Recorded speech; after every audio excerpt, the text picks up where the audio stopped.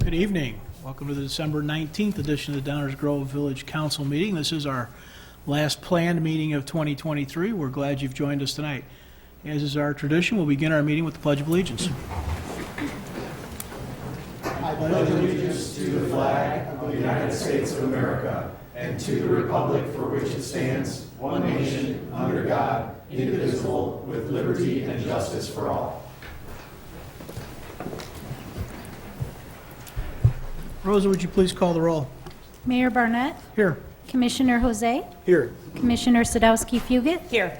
Commissioner Gilmartin, Here. Commissioner Glover, Here. Commissioner Tully, Here. Commissioner Davenport. Here. Good to see everybody tonight. Item 3 on our agenda tonight is minutes of previous council meetings. Is there a motion? Mayor, I move that the council adopt the December 12th, 2023 minutes as presented. Second. Any comments or questions from the council?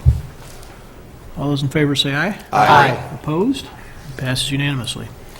Item 4 is the public comments portion of our meeting. Before we get started on that, I want to read a few words. Those that have been in this chamber before may have heard these, but for others it could be new. It's just a reminder of our expectations tonight. At several points during the meeting, there'll be an opportunity for public comment. The public comment portions of our agenda are important, valued parts of each council meeting. We have provisions for public comment at each of the active and first agenda items, as well as an opportunity for non-specific to agenda items under the public comments portion of the meeting. We're about to hit that on the agenda. While council sessions are not open debates, those that follow our meetings will recognize that this council allows extended commentary and input from the public and seldom, if ever, cuts anyone off.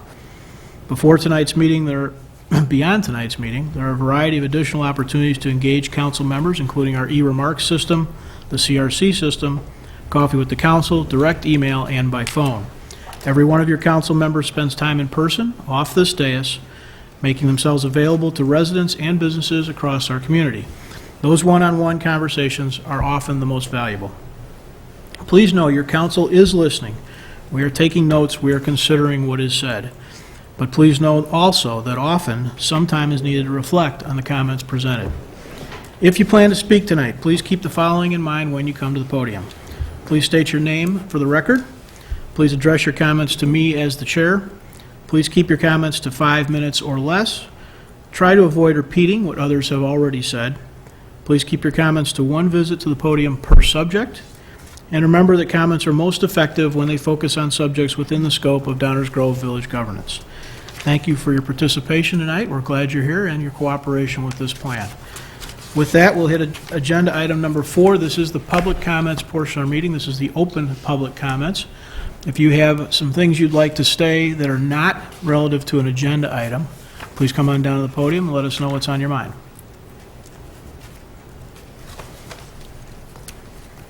Okay, we will continue then. Is there a motion concerning the consent agenda? Mayor, I move that the council adopt the consent agenda as presented. Second. All those in favor say aye. Aye. Opposed? That too passes unanimously. That takes us to item 6, our active agenda for the evening. This is the portion of the meeting where we take up items on which we plan to take action tonight. These are items which have been discussed at least one time before, sometimes multiple times, sometimes in multiple forums. Is there a motion concerning a contract? Mayor, I move that the council adopt, authorize execution of a contract with Housiel Levine Associates LLC in the amount of $886,220, plus a 5% contingency in the amount of $44,311, for a total not to exceed $930,531 as presented. Second. Any comments from the audience on this agenda item? This is item A. Comments from the council? Chris? No, I just want to say thanks to Housiel Levine for their thoughtful proposal.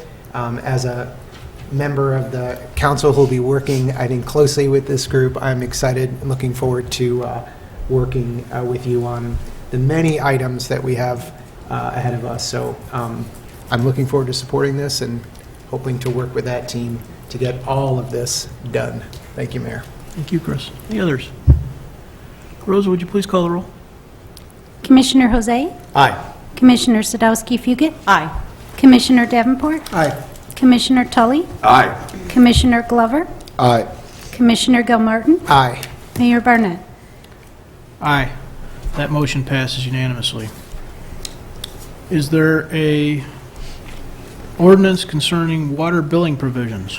Mayor, I move that the council adopt an ordinance amending certain water billing provisions as presented. Second. Any audience comments on the water billings item? Council comments? Rosa, please call the roll. Commissioner Jose? Aye. Commissioner Sadowski-Fugit? Aye. Commissioner Davenport? Aye. Commissioner Tully? Aye. Commissioner Glover? Aye. Commissioner Gilmartin? Aye. Mayor Barnett? Aye. That motion passes unanimously as well. Is there an ordinance concerning the 2024 stormwater utility? Mayor, I move that the council adopt an ordinance amending the 2024 stormwater utility rate as presented. Second. Any audience comments on this agenda item? 2024 stormwater utility rates. They are published in the agenda packet for this evening. There's a whole report on them.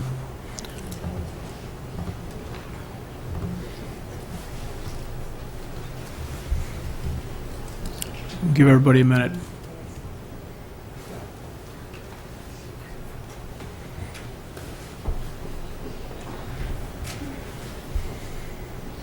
All right, council comments or questions? Mayor? Thank you, Mayor. Appreciate it. Just want to say I appreciate this council and prior councils continuing the planned progress of necessary increases in order to provide the funding necessary to sustain the extensive and unfortunately very expensive capital and maintenance improvements that are necessary to mitigate stormwater challenges here in Downers Grove. I often used to joke that I wish that when Pierce Downer in 1832 had driven his horse here from upstate New York, that he might have stopped in a place that wasn't quite so challenged with respect to its soil and its topography. But here we are. These investments have made real improvements in the community. Anybody that's been paying attention over the last 20, 25 years knows that stormwater, while we can't stop rain, we can't stop flooding, nobody can, but it is markedly better than it was, and that's because of this community's and this council and prior council sustained commitment to the stormwater utility as the funding source for stormwater capital and maintenance projects. So glad to see this happen.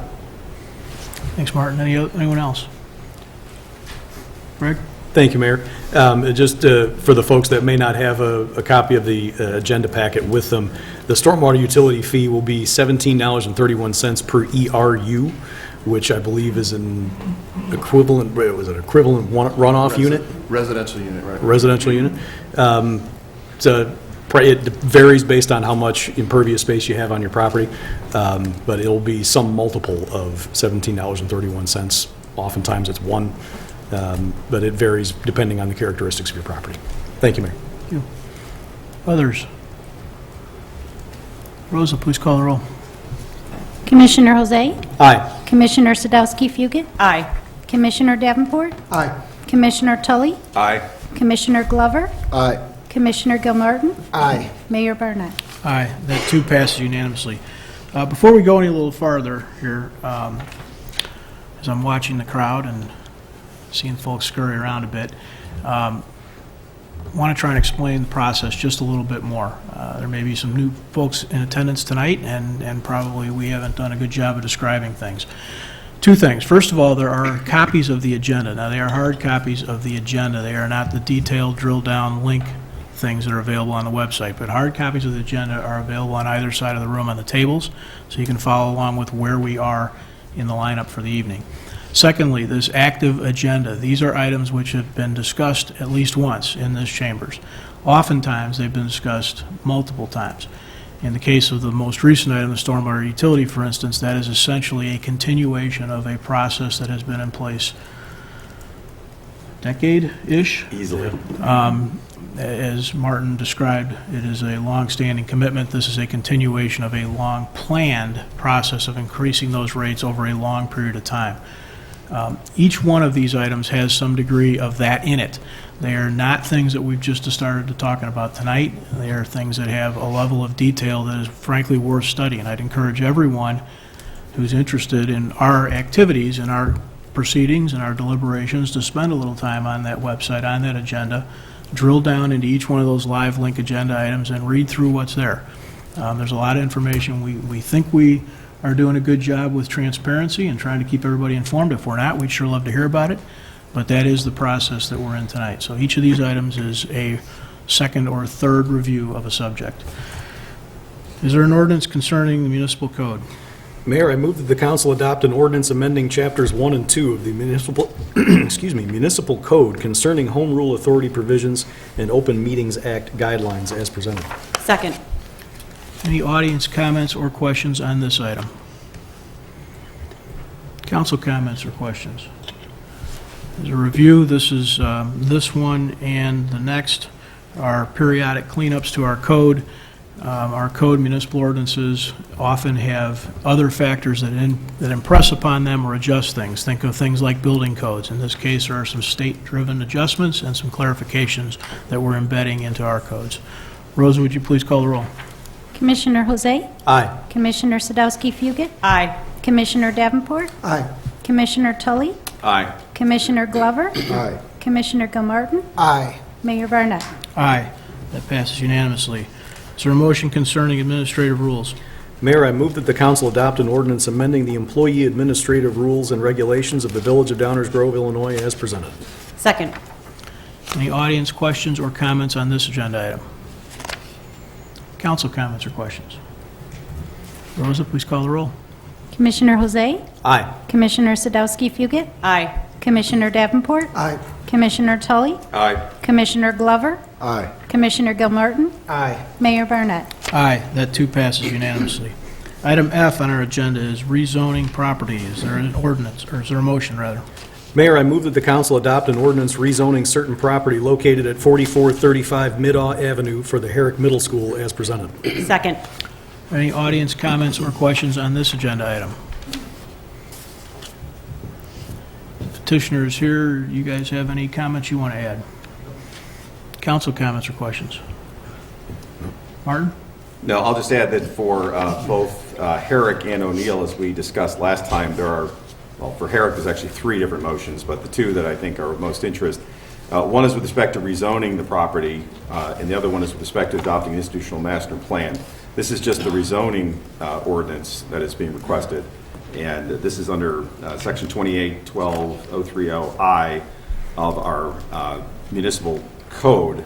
And as I mentioned last time, I think all the elements for rezoning, making basically a zoning map amendment is what we're talking about here, have been met by the petitioner. Additional comments, questions? Rosa, please call the roll. Commissioner Jose? Aye. Commissioner Sadowski Fugit? Aye. Commissioner Davenport? Aye. Commissioner Tully? Aye. Commissioner Glover? Aye. Commissioner Gilmartin? Aye. Mayor Barnett? Aye, that motion passes unanimously. Is there an ordinance concerning the institutional master plan? Mayor, I move that the council adopt an ordinance adopting an institutional master plan for the property located at 4435 Middaw Avenue, commonly known as the Herrick Middle School, as presented. Second. Any audience comments or questions on this item?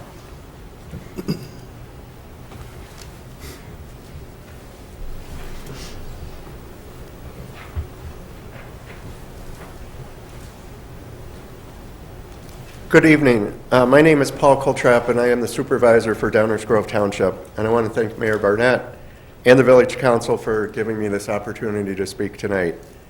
I would like to comment on the changes being proposed to Herrick Middle School, specifically the changes adding a bus pickup lane, pickup and drop-off lane, and a second lane for parents dropping off and picking up their kids.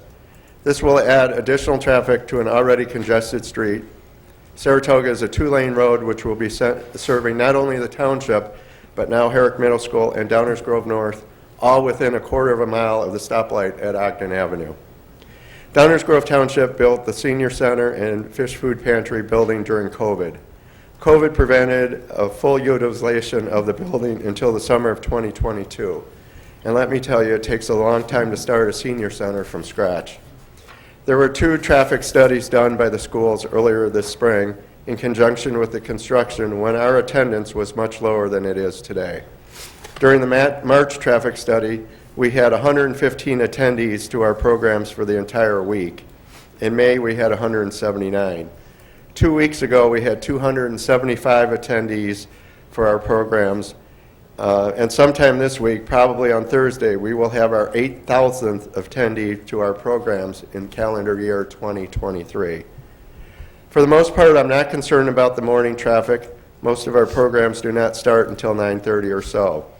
The afternoons are a different story, with both Herrick and Downers Grove North getting off around the same time, and our senior programs ending shortly thereafter. Traffic will be very congested. The food pantry has also seen an increase since spring in the number of people they serve. Their totals in March were probably about 75 families on Tuesday and Fridays. Today, those are over 100 each day. Friday, they open at 8 a.m., just when school is starting, and Tuesdays, they have theirs, the food pantry opens at 4 p.m. as school is getting out. Finally, I have one last concern. In recent months, we have seen an uptick in the number of people who cut through the township parking lot. Some are people who just stopped at Starbucks and cut through to get to Saratoga and the stoplight. Others just don't want to drive around to Sherman to get to Saratoga. I worry about the increase in traffic with more congestion in the area. This will increase. Being that we have the senior center and many of the attendees don't walk fast, this could be a major issue. I ask the board to consider my thoughts tonight before you vote. I want to congratulate District 58 for all their work on this project. I realize that there's been a lot of time and effort to go into this proposal. If the Village Council does approve this tonight, as Supervisor of Downers Grove Township, I look forward to working with the Village, the Downers Grove Police Department, and District 58 and 99 to work to make sure that the traffic around the two schools in Township flow in an orderly manner. Thank you very much. Thank you. Others? This agenda item.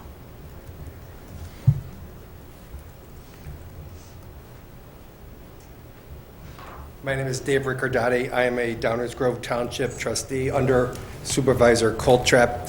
Thank you for the opportunity. A lot of friendly faces for a long time. Just a couple of things. I think the senior center is one of the hidden treasures of the township. No one really knows what we do. And I quite frankly, I didn't know until I was elected. Just a couple of things. I don't need 5 minutes. I need about 2 minutes. This was the booklet. So when Supervisor Coltrap started, it was nothing. There was really no one coming to the township for the seniors.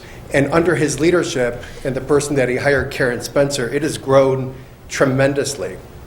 This is the booklet that everybody raved about in January of this year. It's 12 pages. It was great. The December booklet has 20 pages. I mean, quite frankly, this senior center has exploded. And when you talk to the seniors one-on-one, you know what they say? I just need to get out of the house. My husband passed away, and I have nowhere to go.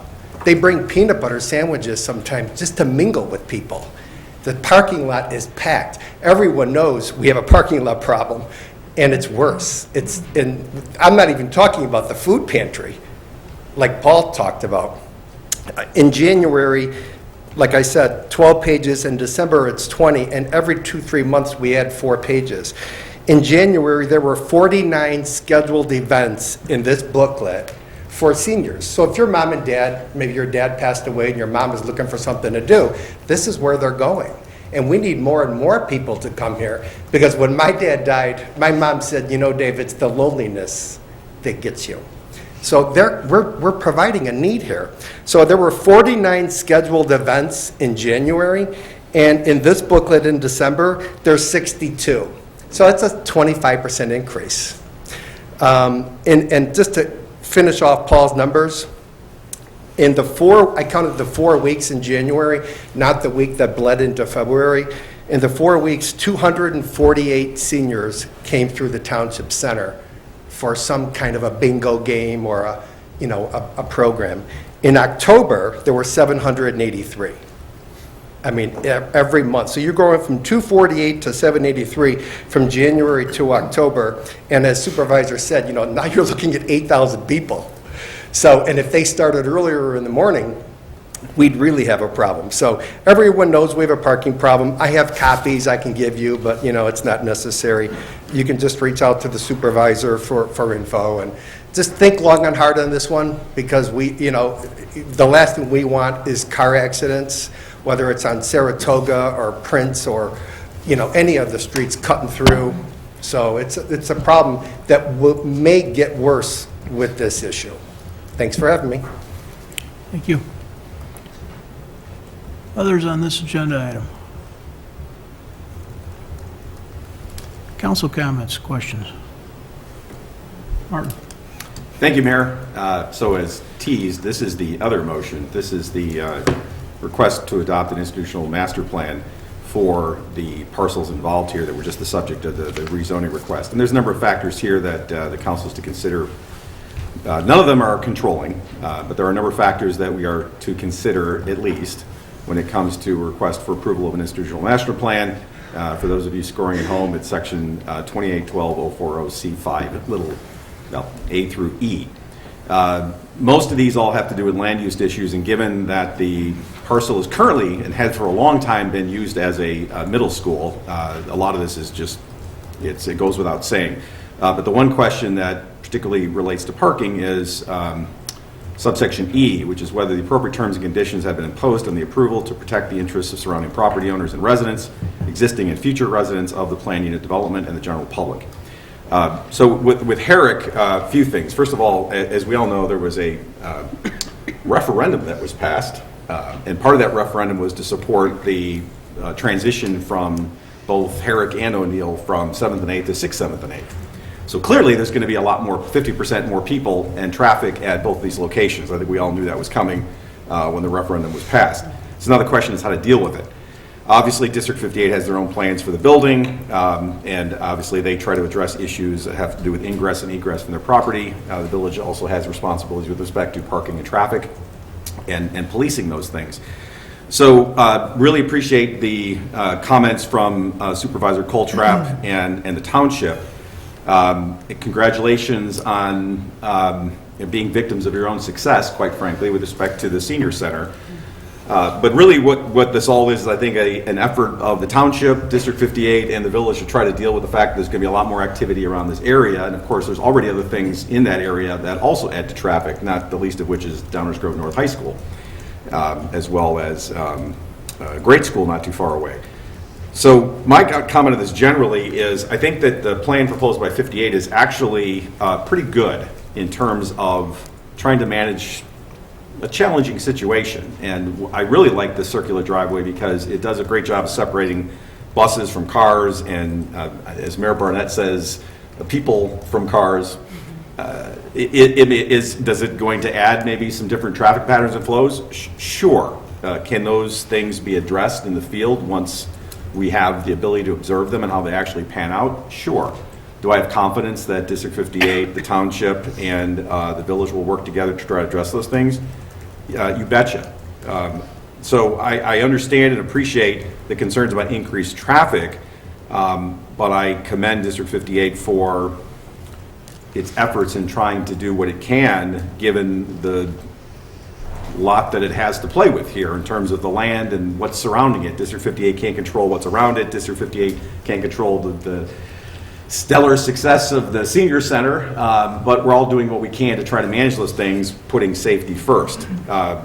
So part of it is hear you. I'm sure we'll all continue to pay attention to that. I know staff will, I know the PD will, and see what we can do going forward once we know what the actual traffic conditions are in the field, because oftentimes we look at studies and we look at things on paper, but until we actually know what's going on, that's really when the rubber hits the road, to be, no pun intended.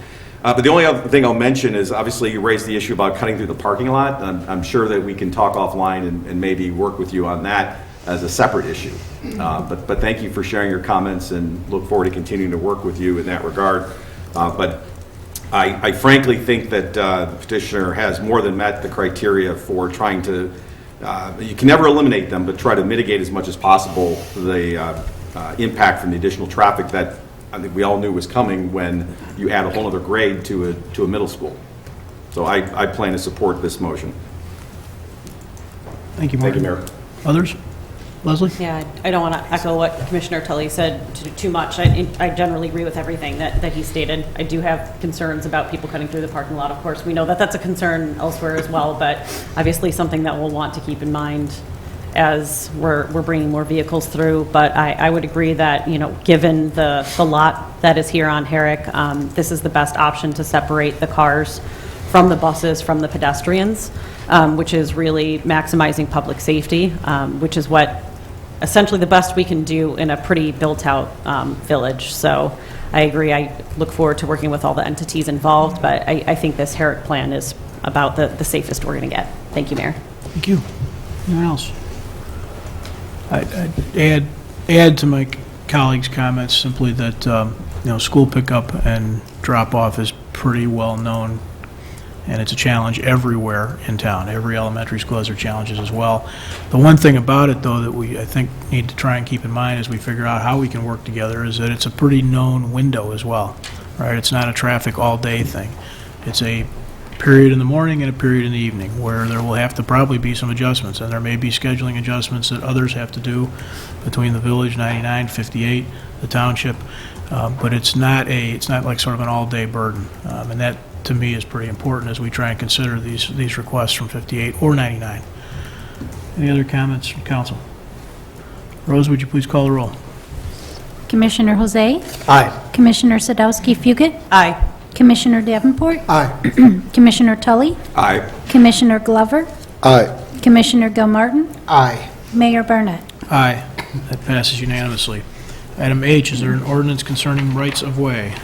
Mayor, I move that the council adopt an ordinance vacating certain portions of public rights-of-way in the village of Downers Grove, adjacent to 1230 Grant Street, and portions of both Middaw and Linscott Avenues adjacent to Herrick Middle School, as presented. Second. Any comments from the audience on this agenda item? Comments from the council? Rosa, please call the roll.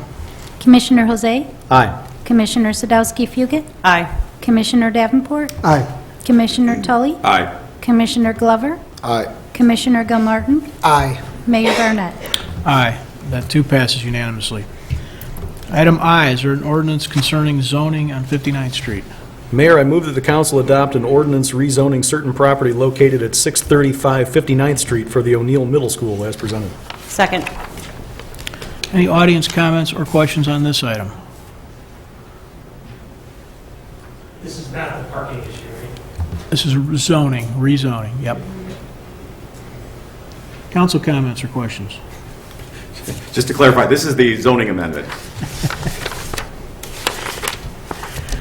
All right, no council comments or questions. Rosa, please call the roll. Commissioner Jose? Aye. Commissioner Sadowski-Fugit? Aye. Commissioner Davenport? Aye. Commissioner Tully? Aye. Commissioner Glover? Aye. Commissioner Gilmartin? Aye. Mayor Barnett? Aye, that too passes unanimously. Item J, is there a motion concerning an institutional master plan? Mayor, I move that the council adopt an ordinance adopting an institutional master plan for the property located at 635 59th Street, commonly known as the O'Neill Middle School, as presented. Second. Any audience comments or questions on this item? Please comment on your thoughts on a lot of the comments. Please come to the podium if you have a comment. And please remember that this isn't a question and answer session, so we'll take audience comments and questions, and then the council will give their comments or questions as well.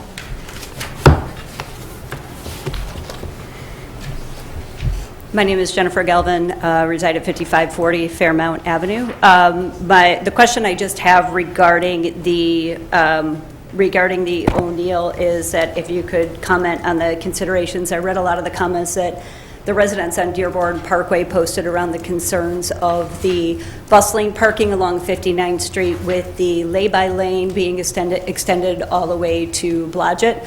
A lot of concerns around the visibility of the buses in the afternoon being parked along that lane, and lack of visibility for the students walking from Fairmount Avenue or from Fairmount School to 59th Street and crossing into the neighborhoods.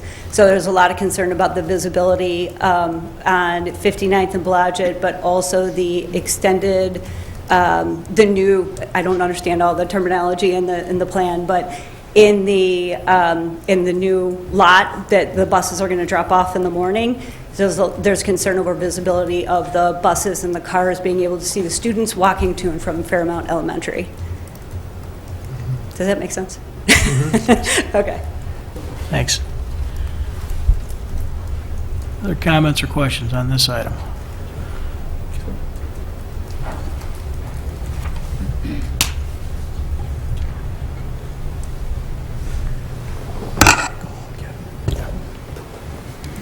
Council and staff. I just have some further concerns regarding this plan. I've been doing some research and I think you might be missing some information, at least from what I can see that's been published. The first item is to do with the traffic study. I think that the traffic study was done, I think I stated last week, in spring. It was 5 days before spring on the 15th of March, and it was a 50-degree day. So by far was not in a heavy traffic situation. So I think that that's something that we need to either model what it would look like on a heavy traffic day, or we need to do it again, I think. So I'd be interested to see if there's any other concerns with that from you as well. Police reports, I have not heard anything about police reports in the traffic study or in the information provided here. I do know a couple of parents who have made police reports about students nearly being run over on the roads. So I know it's a fairly actually common occurrence there, so if you were able to pull the police reports, you'll get a good feeling of how many people thought it was bad enough to report it to the police. Alternatives, we did hear in the response from District 58 that there was a lot of work done to find alternatives to parking the buses on 59th Street. Actually, that's the first I have been following this topic since a couple of years now. I attended actually the very first meeting at O'Neill Middle School, and that's the first I've ever heard of that. So I would expect that these alternatives should have had a very good analysis by the architect and the builder, and they would be available for you to look at, because really I don't understand that all these alternatives are not possible. It doesn't seem feasible to me. But hey, I'm not a builder, so maybe they're not. Probably the biggest thing that came up this week for me was 19 buses. So just to put it in the short form, O'Neill today has the student load that Herrick has the student load today, and the bus use for that load the same as what O'Neill will have, so 650 students. I looked at the ridership, and yeah, it's a slightly higher ridership at O'Neill. I don't really know why, but I did look at that and I acknowledge that. But if you think about it, we're looking at a plan that says we'll have 13 large buses and 6 small buses, I think it is, in total of 19 buses. So I just would really like that to be vetted, and maybe it's just a mistake somewhere, because I really don't think it's feasible. And I think that this is actually driving a lot of the problems with the other solutions, because it was mentioned that 12 buses couldn't fit on a driveway out the front, for example, because the buses would need to be stacked. But actually I went on to Google Maps and I measured the distance of the roadway and what an arc could look like, and actually the arc has 20 or 30 extra feet. So I think it's, not impossible to fit 10 or 12 buses on that arc out the front. I also looked at the south, and it wouldn't potentially have to be an arc either. It could just be that you make a roadway that is beyond the current footpath, so that you have a footpath between the buses and the road. And that way you would have free-flowing traffic on 59th. You would basically alleviate all the problems at that intersection of Fairmount and 59th, and you wouldn't have the safety risk, because students would be, even if they did pass through a bus, they would be stopping on a footpath which could be 8 foot wide. So they could even trip over and still not hit the road. So I think that's also a solution that could be looked at. I also looked at the south parking lot expansion in the plan, and it states literally that, south parking lot expansion. And I would say that at best is grossly misleading. You see, there's no mention of the parking spaces that disappear with the extension of the building. The building is being extended to the south, taking away parking spaces, and some parking spaces have been added, but the net result is you only get one more parking space. So at Herrick, they have, I think, 79 today, and they'll have 40 more. So that's quite an increase. And at O'Neill, with the same percentage load increase of students, we don't see we see one more parking spot. In fact, I think for non-ADA parking spots is less, because there'll be more ADA parking spots. I actually, have been on site and taken a look at all this, and I saw mid-morning, I think it was actually today, I found about 40 available spaces in the car park. And this afternoon at pickup, I saw about 48 cars I counted who were not in the parking lot, who were on the side of the roads waiting to pick up their students. So even just by this rough calculation, and that the traffic study didn't do that, so they didn't even look at that. So I don't know how you could calculate the needs of the car park without even knowing, who's there. So, and this is on a pretty reasonable day today. So I think there's some work that needs to be done on the size of the car park.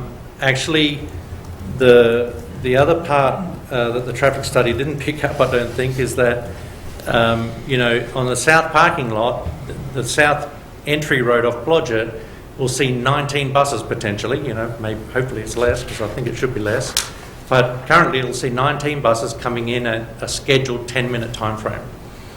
These buses are scheduled to come in between 8:15 and 8:25. And, they're a bus, so they're not coming in right on time. Even trains can't do that. So actually this morning I looked and, there's buses there before 8:15. There are buses there. So what does that mean? That means that buses will cross the walkway of kids going to Fairmount. And, it might be a few buses, might be more than a few. But I think this south road is actually, I don't think it's a very good idea. Not only for that aspect, but if you look at it, you could actually look at taking that road out and replacing it with some extra asphalt at the back. And I looked again online and looked at the depth that's needed at DGS, and they need about 80 feet. And they have these drive-through side-by-side staggered parking. Now I think that can work. I think that should be enough space for that. And in fact, they are offloading buses there today. So just this morning, there were buses unloading in exactly that place. So I think that the parking, the busing really needs to be re-looked at, and I just want to make sure that the buses get off the road for safety and so that we don't block up 59th. Thank you. Thank you. Others on agenda item J.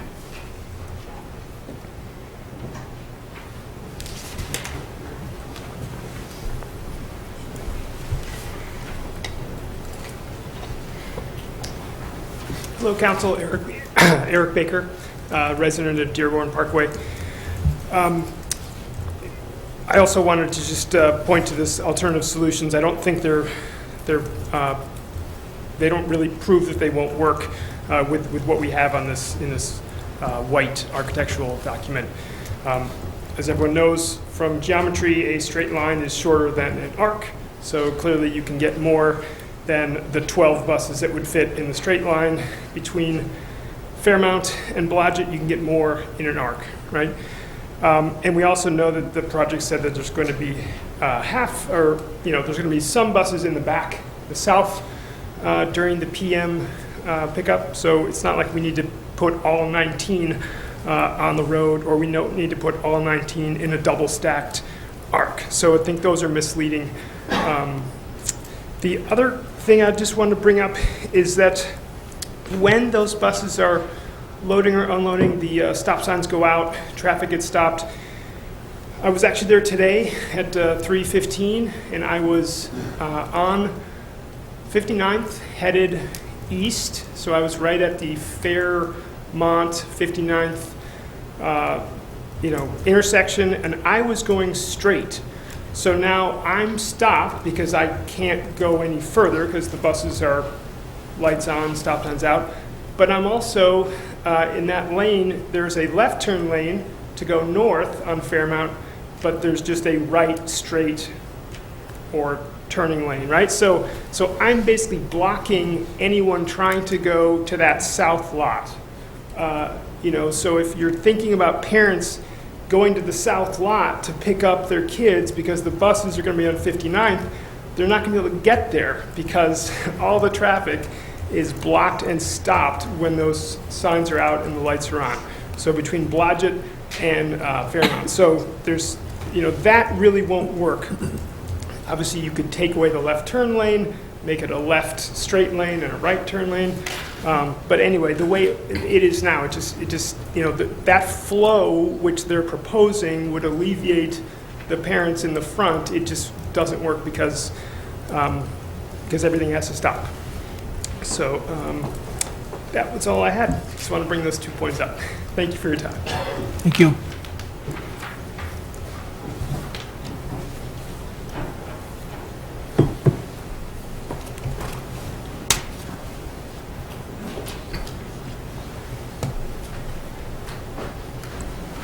Hello, my name is Charles Shantz. I'm a resident of Downers Grove, have been for the last 14 and a half years, live on Blodgett. I don't want to echo what the previous two speakers talked about too much, because you asked us not to do that.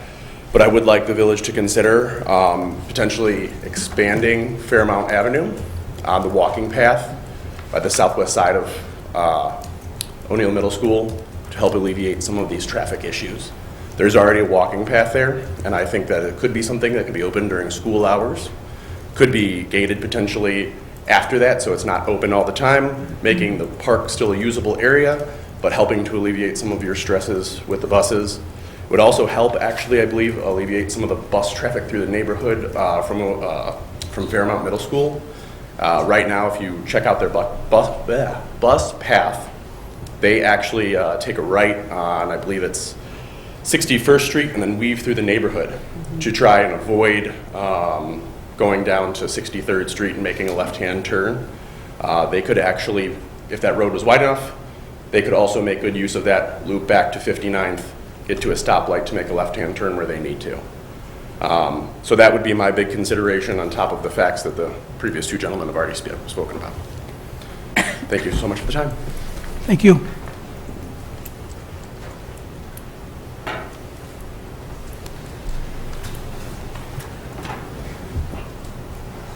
Okay, does petitioner have anything they want to add?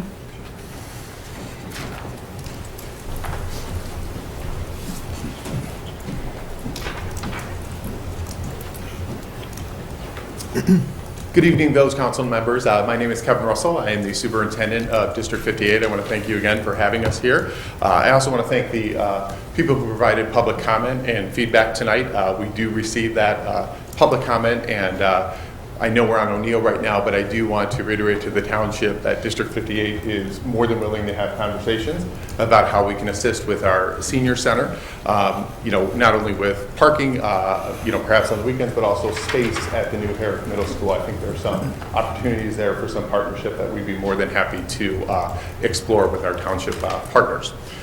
Regarding O'Neill Middle School, one of the things that I was able to do at the last council meeting was to really, when council member Gil Martin asked me a question about the Herrick traffic flow, I was able to kind of explain our thinking and our rationale in terms of how do we get to that process. So I really appreciate the opportunity this evening to come up and to explain our rationale and how did we get to the current plan that we have right now. So I'd first like to just provide a little bit of history of O'Neill Middle School in terms of the enrollment, what we're looking at when we add sixth graders over here. At both middle schools, we'd be adding about a third more students. What we've seen over the last 20 years in Downers Grove, though, has been significant in terms of the population at O'Neill Middle School and the population at Herrick Middle School. I have a lot of experience at O'Neill Middle School, being a former teacher there in the 90s, and so I do know when it was at peak enrollment. There have been times where we've had approximately 650 students at O'Neill. So when I taught there in the late 90s and early 2000s, that was what we had in terms of students. Our plan, as we increase students, will put our numbers around 600 to 650. So at this particular site, we are very familiar with working with around 600 students. Mr. Bolton is correct when he mentions that we are not adding that many additional parking spaces, because what we see at O'Neill right now is it is an underutilized parking lot because we have less students. We've had to transfer some of those staff members over the years to Herrick to accommodate the larger size at Herrick. That's why you're seeing so many more additional parking spots. You also heard comments about the busing. Why would O'Neill need more busing? It doesn't make sense. They have less students. Well, busing in Illinois is really defined by the Illinois Department of Transportation in what qualifies for a hazardous route and what doesn't. When students qualify for a hazardous route, that means they're entitled to busing. And when we put out plans, we are putting out a plan for the worst case scenario in terms of students all riding the buses. So because of where O'Neill is situated, you don't have as many opportunities to walk to O'Neill like you would have to Herrick, simply because of all of the hazardous routes. You have 55th to the north, you have Fairview to the east, which does qualify as a hazardous route. It does not north of the tracks, but it does south of the tracks, and that's a whole other meeting that I can get into. So we have more busing there. You also have 63rd Street, you have 75th Street, you have Woodward Avenue, and you also have Main Street. So there are so many more hazardous routes. That's why you have so many more buses at O'Neill. You also have more special education cohort classes at O'Neill or specialized programs. So that is one of the reasons why you see a significantly higher number of buses at O'Neill Middle School than you would at Herrick, not only because of the hazardous routes, but also because of the specialized programs that not only District 58 runs in that building, but we are also partners with our special education cooperative, SACIT. And SACIT is for students with special needs, a lot of students with high special needs that require wheelchair lifts and other type of specialized buses. So that's why you see those large number of small buses, which is why O'Neill requires a unique solution, just as Herrick requires a unique solution. So that's a little bit of the history and why you might see differences in busing, differences in parking, so on and so forth. The other thing that we are adding to the parking lot here is ADA accessible spots in both parking lots that you would see at O'Neill. As we went through this plan, the number one priority that the Board of Education has and that I have as superintendent is student safety. We would never present a plan to you that we did not believe not only is safe but improves the current situation. That's always our goal. The second thing that we wanted to do was improve the traffic situation. One of our best assets in District 58 is that we have neighborhood schools. It's a wonderful thing. That's why so many people live here. The problem with neighborhood schools is you have a lot of traffic in the neighborhood, which can cause problems, and you are always going to have a lot of traffic at arrival and dismissal. So how do we develop plans that we feel are safe, that help the traffic situation, but also get kids into the building in an orderly fashion and allow kids out of the building in an orderly fashion? We want to make sure that we do that in the safest manner possible, and we want to make sure that we do that in the most efficient manner possible, because people have things that they need to get to. And then, of course, always we're trying to preserve as much green space as possible.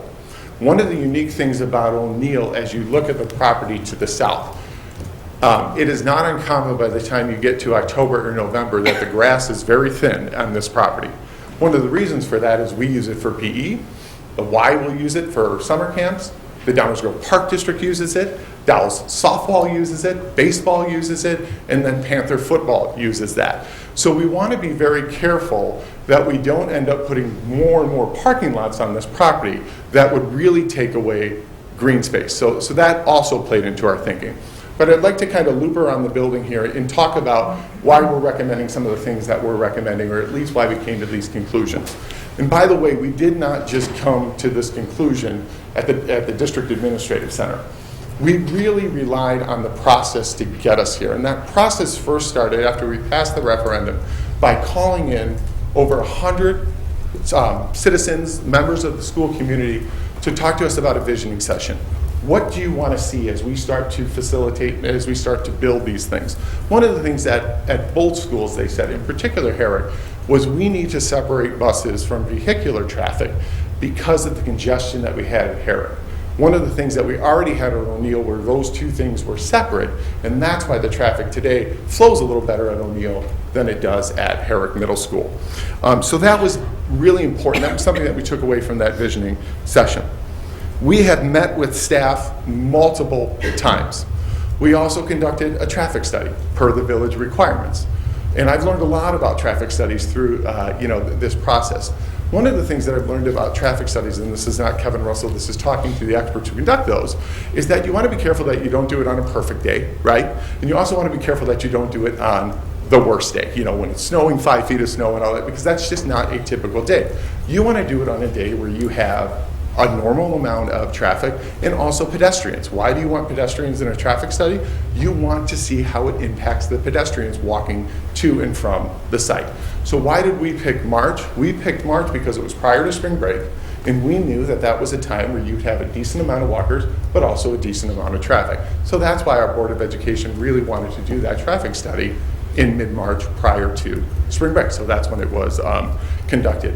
By no means were we trying to cherry pick a beautiful day. That wouldn't be smart, because that wouldn't be in the best interest of the students that we serve or the families that we serve. Throughout this process, we, again, engaged the experts at the Village, engaged the experts at White and Company, and really came to this tentative plan. Then, per the planning requirements, we hosted neighborhood meetings. We hosted one at O'Neill that was very well attended. The one at Herrick was not as well attended as the one at O'Neill, but we heard a lot from the neighbors at O'Neill, in particular on Blodgett Avenue, about some of their parking concerns in Fairmount School. And so we really spent a lot of time talking to them about our plan, what this would look like, especially those neighbors that might be impacted by this new drive. And one of the things that we reiterated was our goal is to get as much traffic between O'Neill and Herrick as possible on Fairmount Avenue, not on Blodgett Avenue. That would impact those neighbors, but also impact Fairmount Elementary School. Again, we've got a unique situation here where you have an elementary school, a middle school, and the YMCA all sharing a campus. It's a wonderful place to live, but it also can cause some problems when you're doing arrival and dismissal.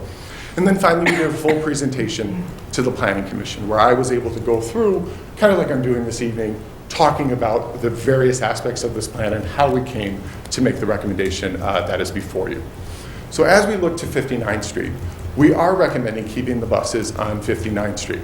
I do agree that an ARC is possible here, but an ARC is not necessarily what we would consider the safest solution. And let me explain why. As you put that ARC there, you have to have it come into 59th and out of 59th Street. So what that is going to cause us to do, if we didn't put any buses on the south end of the property, is to double stack buses inside of that ARC. That's what our architects are telling us. I have significant concerns if you have 19 buses, and again, it could be a little less, but that's what we're estimating based on ridership and special education buses. If you have students with special needs in things like wheelchairs, trying to get them in double stacked buses, that presents some problems. It also presents problems when you have students walking in and out between buses. That really scares me, and I'm not, that is not the safest plan. And so that is one of the reasons why we didn't do that. The other reason why we didn't do that is in the neighborhood, we heard the importance of blending the current school into the neighborhood so it didn't look that different from what you currently see. You can see examples of putting a bus lane in front of the school. Hinsdale Central High School is a great example of that on 55th Street. They've got a little bit of a longer area than we have right here. But the impact on green space, in addition to the safety concerns, you would drastically be changing the look of O'Neill Middle School, and that is something that we've heard consistently at both middle schools that we want to avoid. So that was another consideration. So we talked about perhaps adding a bus lane over on Blodgett. We know that there was concerns about bringing more buses, keeping them parked in front of those homes. We also have significant stormwater concerns. Right now, it's very hard to see it. It's very subtle. But outside, if you can see that sidewalk coming out of that blue area in the building onto Blodgett, you've got swales there that are taking care of the stormwater. So if we put a bus loop in there, you're now going to impact the stormwater, and that entire plan has to change for the building, which at this point, that is an area that I don't think anybody wants to go down. And we would then, again, just significantly have to change all of that. Again, adding another big parking lot to the south. The parking lot that we put on Herrick, we did for a couple of reasons. That allowed us to separate buses and vehicular traffic, but Herrick does not require as many buses at O'Neill. So we identified an area on the property at Herrick that is really underutilized to this day. We're not using that for PE classes. We're not using it for other things. That's why we elected to put it there. Anywhere here on the south end that we're significantly coming back further south is going to impact how that property is used today and significantly change what the purpose of that property is. That loop that you see is not for vehicular traffic. That is only for buses. Okay? We feel like we've come a long way in this plan because under the current plan, buses are not going to be on 59th Street in the morning, which is something we heard a lot, and we also wanted to make sure that during that peak morning drive, we can loop the buses around into Blodgett. They can drop off there, and in that 10 to 15 minute window, instead of what they're currently doing, which is waiting on 59th Street, putting the stop arm out at high peak traffic times and causing traffic backups in the morning. So we're able in the morning, because buses all arrive at a different time, to loop them in the back of the school, and we've alleviated the entire morning problem on 59th Street. In the afternoon, because buses all have to get there at the same time, we don't have that luxury. But we do believe that by lining them up on 59th Street and by putting some of them, the special education buses, in the back primarily, that allows us to do an orderly exit out of the building. You've got some students exiting the north, you've got some students exiting the south, and it allows us to load those in a safe manner like we're currently doing now. I did hear a concern from an audience member about how are kids going to see around Blodgett and 59th Street if we're going to extend that. One of the things that we do have currently and that we'll continue to do is we staff those corners. We do that all the time. We've been staffing them since I was a teacher there. In fact, that was my duty, Blodgett and 59th. So I'm very familiar with how we staff those.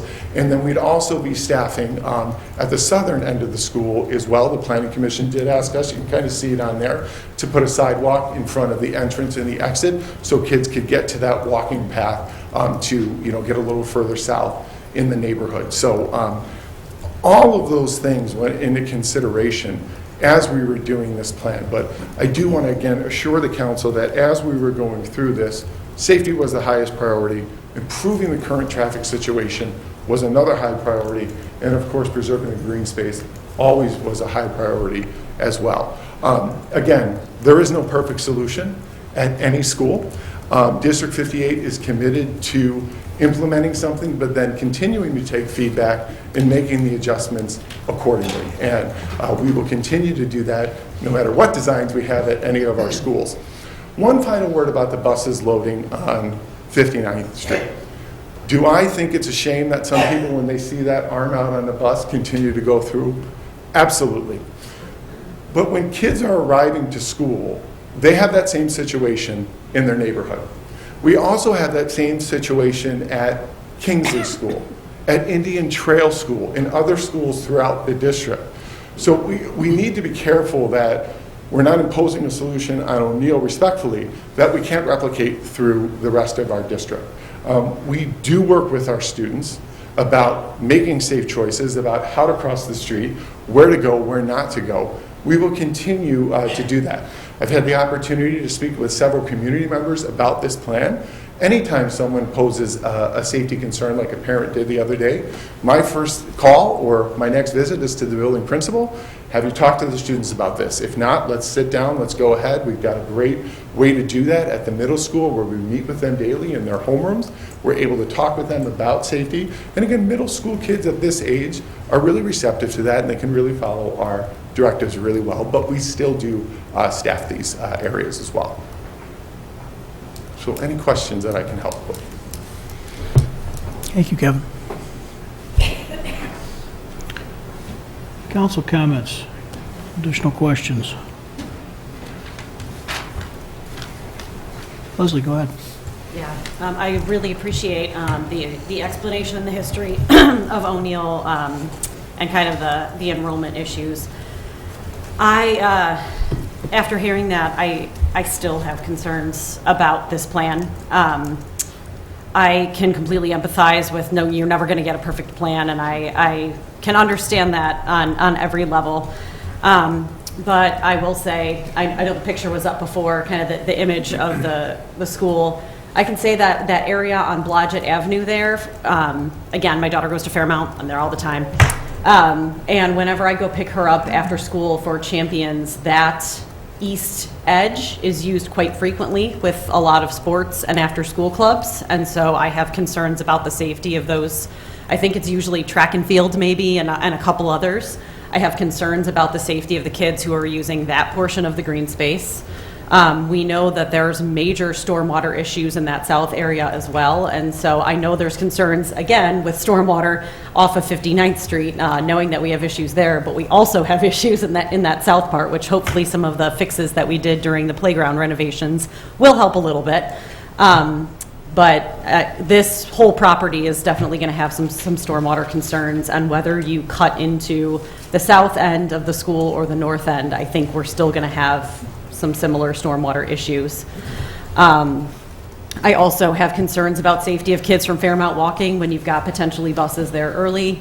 I don't love the idea that we are having to use our staff for more and more and more because we don't have adequate safety taken into concern with kind of where some of these drop-offs to have to be using them at all of those corners. I know we do at least have crossing guards at 59th and Blodgett, which is wonderful. But I still would prefer and think it would be appropriate to get the buses off of 59th Street. It doesn't address the issues in the afternoons when kids are loading on the buses and people are stuck and can't pick up their kids. And to me, it doesn't address the idea that we are about to potentially vote on putting bike lanes on 59th Street, which I think most folks have been pretty supportive of. I'm not talking about Fairmount, I'm talking about 59th Street.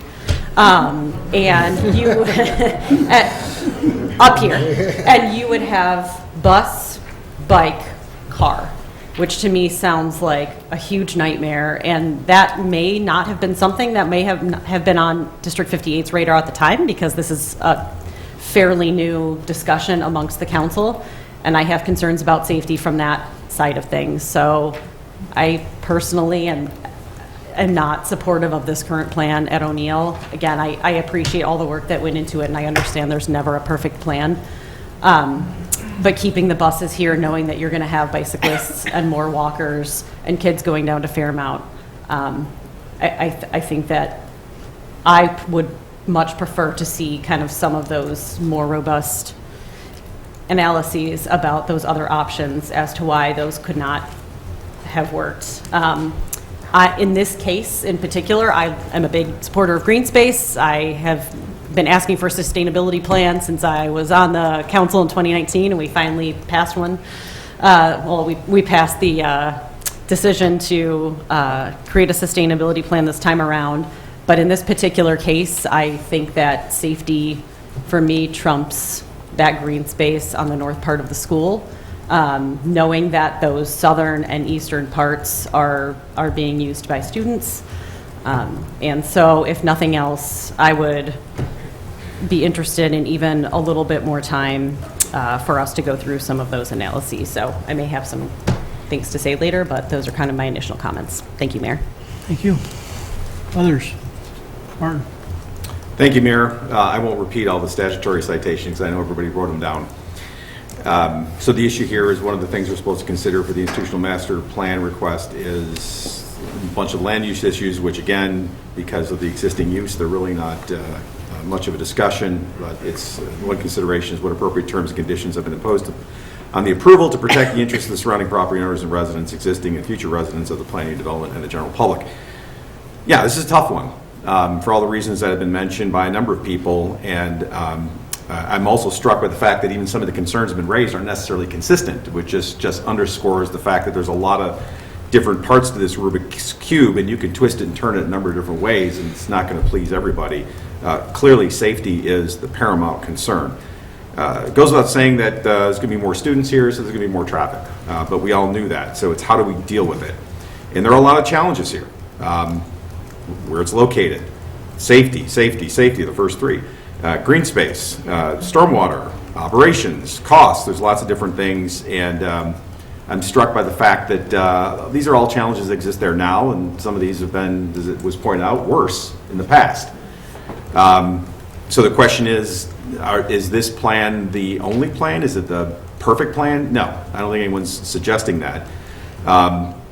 But I am also confident that District 58, who is far closer to the parents and the schools and the operations than the Village Council is, has a much more direct line to what would work best here. And also, I'm also confident that they would adjust as needed as time went on. In fact, we get requests from 58 and 99 all the time to make adjustments in parking situations. So it's not as though this is something that's going to be carved in stone and never changed. Again, oftentimes we see that once things are done, you have a better, you can take all the traffic studies in the world until you actually change things and see what the traffic is. Some of this can be predicted, some of it can't, but we can always make adjustments. And I suspect that, as we always have and always will, there will be requests for adjustments, again, to maximize the most important thing, which is the safety of the students. So that's a long way of my saying that I think some deference is owed to District 58 here. I don't have a better solution to all these things. I do think that what's been proposed is better than the way it is right now, which is, I don't think I hear anybody saying that that's the better solution, is to leave it the way it is. It's what changes can be made to improve it, given the fact that the campus is going to be expanded.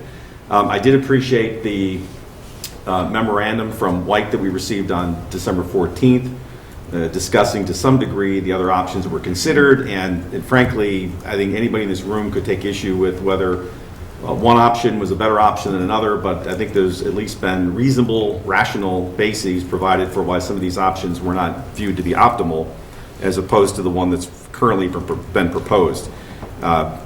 So yes, I continue to think they're concerns. I continue to think that we will work in partnership with District 58 and the residents and the attendees at the school to try to address those concerns going forward. But I think this passes the mark for the request that's being made.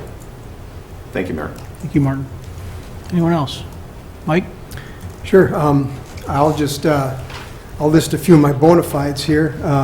One, I sat on the other side of this when District 99 was asking for IMP and putting our master facility plan in place, and went through the same sort of visioning sessions and meetings with residents, and working with, in fact, White and Company, come up with our solutions there. I also have 4 kids go through O'Neill in the last 13 years. I've been a member of the Y for, I don't know, probably 30 years. And professionally as an architect, I've done several projects in the neighborhood too, so I'm well familiar with the issues around O'Neill High School, or Middle School. And I have to say, agree, this may not be a perfect solution. However, I think it's probably the best solution. It's impossible to come up with an ideal solution here. And I even if I thought I had a better solution, I'd have less trust and confidence in my opinion on this than I do, and once again, giving deference to District 58 and the hard work that went in there, and the work of White and Company. Experience I had with White and Company in the past, and working with District 58 when I was with 99, I know that we've got really smart people there looking at this and trying to come up with solutions. And I have great confidence in what's being proposed, given everything that's been gone over, all the time that's been put into this. And in fact, some of this feels a little bit like a relitigation of the concerns, right? Because I don't think that there's anything that's been brought forward to us in the last couple of weeks that District 58 and their process hasn't already gone through, and White and Company hasn't already responded to. So I think this is I think all the conditions for the IMP have been met here, and I'm going to vote in the affirmative. Thank you, Mayor. Thank you. Anyone else? Greg? Thank you, Mayor. I'm in the same position as Commissioners Davenport and Tully. I think the standards are met. I think while there may not be an ideal solution, that this is a good one. And I think we do owe deference to the process that District 58 has gone through and the judgment that they've reached. They have the first and primary sort of responsibility for the safety of these students, and I know how seriously they take that. And I think it's reflected in the plan for both Herrick and for O'Neill. This does improve safety, it does improve traffic flow for the neighborhood, and I think as a result the standards are met. Thank you, Mayor. Thank you. Anyone else? Chris? Yeah, I won't repeat what's been said. I first want to I think, thank Commissioner Sadowski-Fugit for putting forth some questions. I think it's important that while it is important for us to respect 58's planning and their process. Ultimately, we're deciding on what happens here, and I think I appreciate the questions there, because initially I looked at this and thought it's great, and I have now some concerns as well. However, as others have said, I feel like we've got the best solution that can come, and I do believe that it is an iterative thing. We will put forth this plan in the best way as it's been proposed, and then as it's implemented, we will work hard. I can speak only for my personal experience. My wife is a school principal and administrator, and every day she would be at school drop-off and pick up. And there's always some chaotic days, and I think I knew that she had the students' back when it came to that safety, and I believe in District 58 we have the same in our staff and our administration. So yes, I would expect that as this is implemented, we are monitoring and making sure that it is as safe as we are theorizing it will be, and I would certainly expect changes to be made should we find that not to be the case. But given all the alternatives and some of the options that came through, this does appear to be the best case scenario, given also some of the restrictions just in pure space.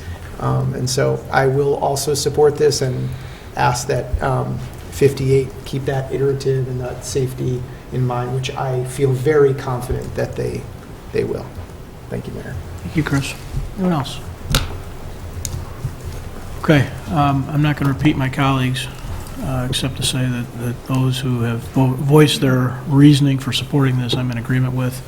I'll simply add that part of our charge up here, as we evaluate these things, certainly is the technical analysis, which has been gone through, but also as there are questions raised, evaluating whether the petitioner has taken those to heart, seriously considered them, and given reasonable responses as to why a decision might not have been made. It is not, in my mind, my opinion, it is not possible to come up with any plan for here that doesn't have questions, issues, and concerns. Not one. So the question is, do we think that District 58 and the team of professionals they've hired have adequately considered those and made reasonable choices? And I think they have. As Commissioner Gilmartin said, certainly everybody's going to be on this and looking for ways to improve as time goes on. As Commissioner Tully said, that is practically an annual thing between the village and our school districts. And honestly, as a parent who spanned a pretty long time at Whittier, I think part of it sometimes is simply that as people come in and out of the system, their expectations change. And that's partly why things change as well. So I have been convinced that 58 has taken this to heart, taken it seriously, and provided the right considerations. Not necessarily the answers that everybody's going to love, or even that are in place in 2 years from now. But I'm also in support of this as well. All right, Rosa, please call the roll. Commissioner Jose? Aye. Commissioner Glover? Aye. Commissioner Davenport? Aye. Commissioner Tully? Aye. Commissioner Gilmartin? Aye. Commissioner Sadowski-Fugit? Nay. Mayor Barnett? Aye. That motion passes 6-1. Is there a motion concerning traffic control, parking, and speed? Mayor, I move that the council adopt an ordinance amending certain traffic control, parking, and speed provisions and pedestrian/bike safety improvements as presented. Second. Any council comments, audience questions, or comments on this agenda item? This is item K on our agenda. Council comments or questions? Rosa, please call the roll. Commissioner Jose? Aye. Commissioner Sadowski-Fugit? Aye. Commissioner Davenport? Aye. Commissioner Tully? Aye. Commissioner Glover? Aye. Commissioner Gilmartin? Aye. Mayor Barnett? Aye. That motion too passes. Is there a motion concerning 59th Street design? Mayor, I move that the council direct staff to install 59th Street Design Alternative D improvements related to Neighborhood Traffic Study Area 9 as presented. Second. Any audience comments or questions on this item? This is item L.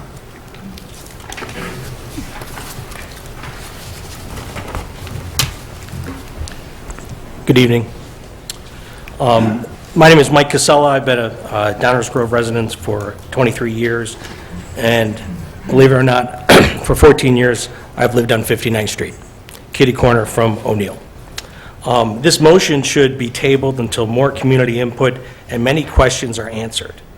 Some simple questions after reviewing some of the proposals is it going to be banning parking on 59th Street on both sides? Is it only during school hours? Is this a student safety issue, or is this something else? And more importantly, after listening to Dr. Russell and people talk, there's a big plan going on there. And as you brought up, you're running buses, cars, students, and now a bike lane down 59th Street, a dedicated bike lane. We should have more bike lanes, I understand that. That's fine. But a dedicated bike lane produces some things, some confusion, especially in this situation right now. I think that if a bike lane is proposed, maybe a year or 2 years from now, once you figure out the whole traffic flow.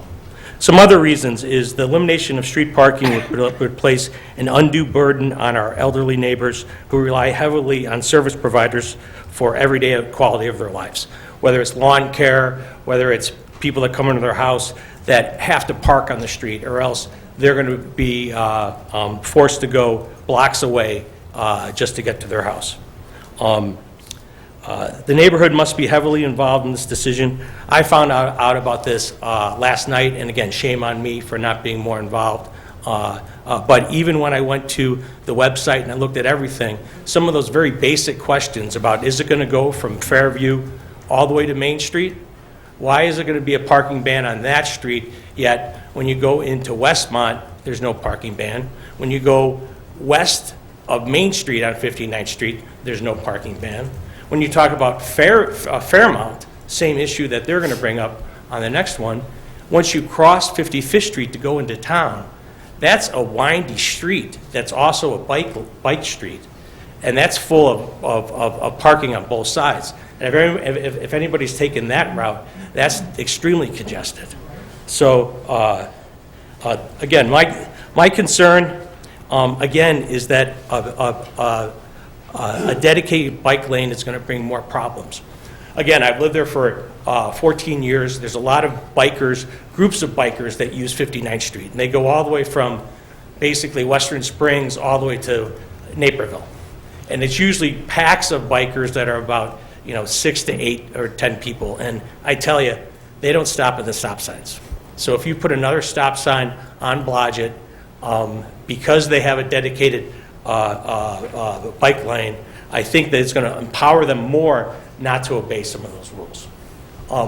Also, very simple question that I'm still get confused when I'm driving in the city of Chicago.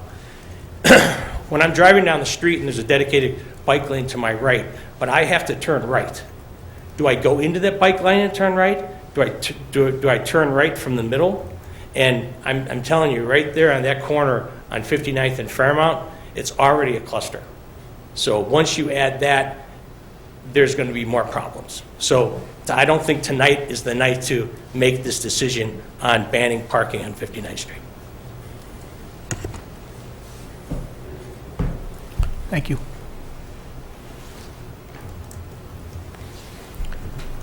Others on this agenda item, item L. One more thing that I brought. Wait a second. Real quick. 2 seconds. Wait a second. Wait. We're going to let others go. All right. There we go. That's the holiday season of work right there. Also, when you look at some of the design alternatives, there was alternative B that allowed street parking. Instead of a dedicated bike lane, there's Sheros, so it's basically a bike lane that's dedicated, but you share it. And that was recommended by the Transportation and Parking Commission, 5-1. So I think it's unusual to vote against the Transportation and Parking Commission, who understand that there's congestion As far as, anyway, they voted for option B. So if you vote against option B, I'm definitely kind of confused. Thanks.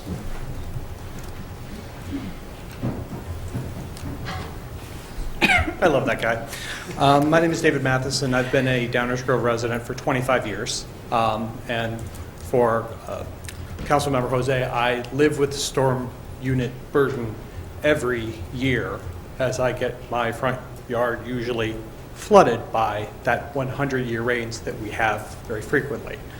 I'm not talking about that. I'm talking about what is the problem we're trying to resolve with 59th Street? Is it something that we've been brought up that we say, yes, this is what we're doing, or is this a solution looking for a problem? And as a bicyclist, and I've biked with Mike before, I can tell you that yes, my safety is more important than anybody else's. And I've been in a bike lane, and I've been hit by a car. So I don't necessarily think putting a bike lane on there is going to help. An analogy that someone once used with me is, what are you putting in place in order to stop the problem? So everyone in this room has probably been on an airplane. And the question is, what do you have in mind as the most effective way of not getting blown out of the sky? Is it the sign that says stop, don't do it? Or is it somebody else who's looking at it, checking the luggage, going through and making sure that you don't have something that's going to go boom? So as I think about what's happening on 59th Street, what's the problem we're trying to solve? How do we know it's going to work? And how do we know we're not going to create another problem by doing what we're doing tonight? I support what Mike says about tabling this until there's further input and further reflection. Thank you. Thank you.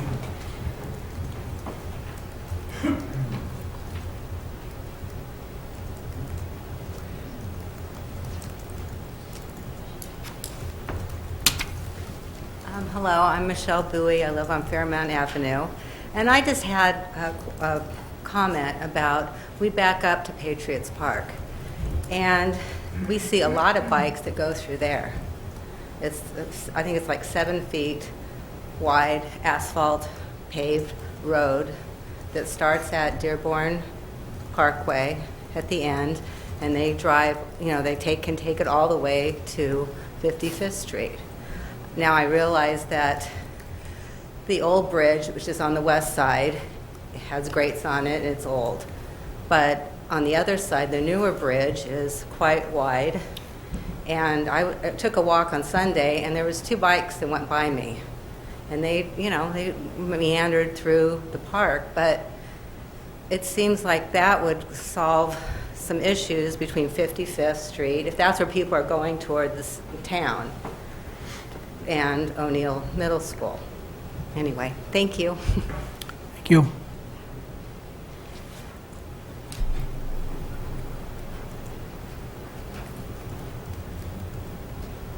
Others on this item?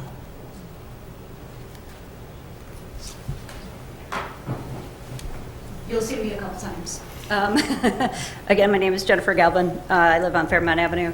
I spoke to a couple people today who live on 59th Street, and from what I understand, and Mike commented on this as well, is not many of the residents on 59th Street know that this is an agenda item this evening. So my request would be that you table this ordinance or this motion until more residents on 59th Street have the opportunity to comment. The fact that this is being done 6 days before the holiday is causing a lot of people undue stress because of the concerns of the ban of the parking on both 59th and Fairmount. This will greatly impact all of our daily lives, and so we ask that you wait to make any decisions based on that or move to, I don't know, I'm a little rusty on my Robert's Rules of Orders, but if somebody can make a motion to pause this for until we have some time for more community input, especially for the 59th. You'll see we have a lot of representation from Fairmount here, so you'll hear a lot from us in a moment. Thank you. Others on item L, 59th Street design. Council comments, questions? Martin? I can start. I mean, part of me is, we do have a bike and ped plan that we're looking into as part of our high priority action items. And one could say that we should wait for all bicycle decisions until that plan is done, but there's been a lot of support, I would say fervent support in the community to push forward more on our bike and pedway plans. And this is one of those where the rubber hits the road type of situations where neighborhoods, not the neighborhoods, but the community has been asking for more bike action, more supportive cycling through the community. And this, as I understand it, is already been dedicated as a bike trail throughout through Downers Grove. So the question was asked, why is it being labeled as a bike trail? Because it's already designated as a bike path, as I understand it, throughout the community. So it's simply recognizing what has already been designated by the county, I believe, if I've got that right. Thank you. So part of it is that. Part of it is also, I understand what's been proposed, and I'm specifically talking about option B. I'm sorry, not B. D as in David. Is consistent with what was just discussed with respect to plans at O'Neill.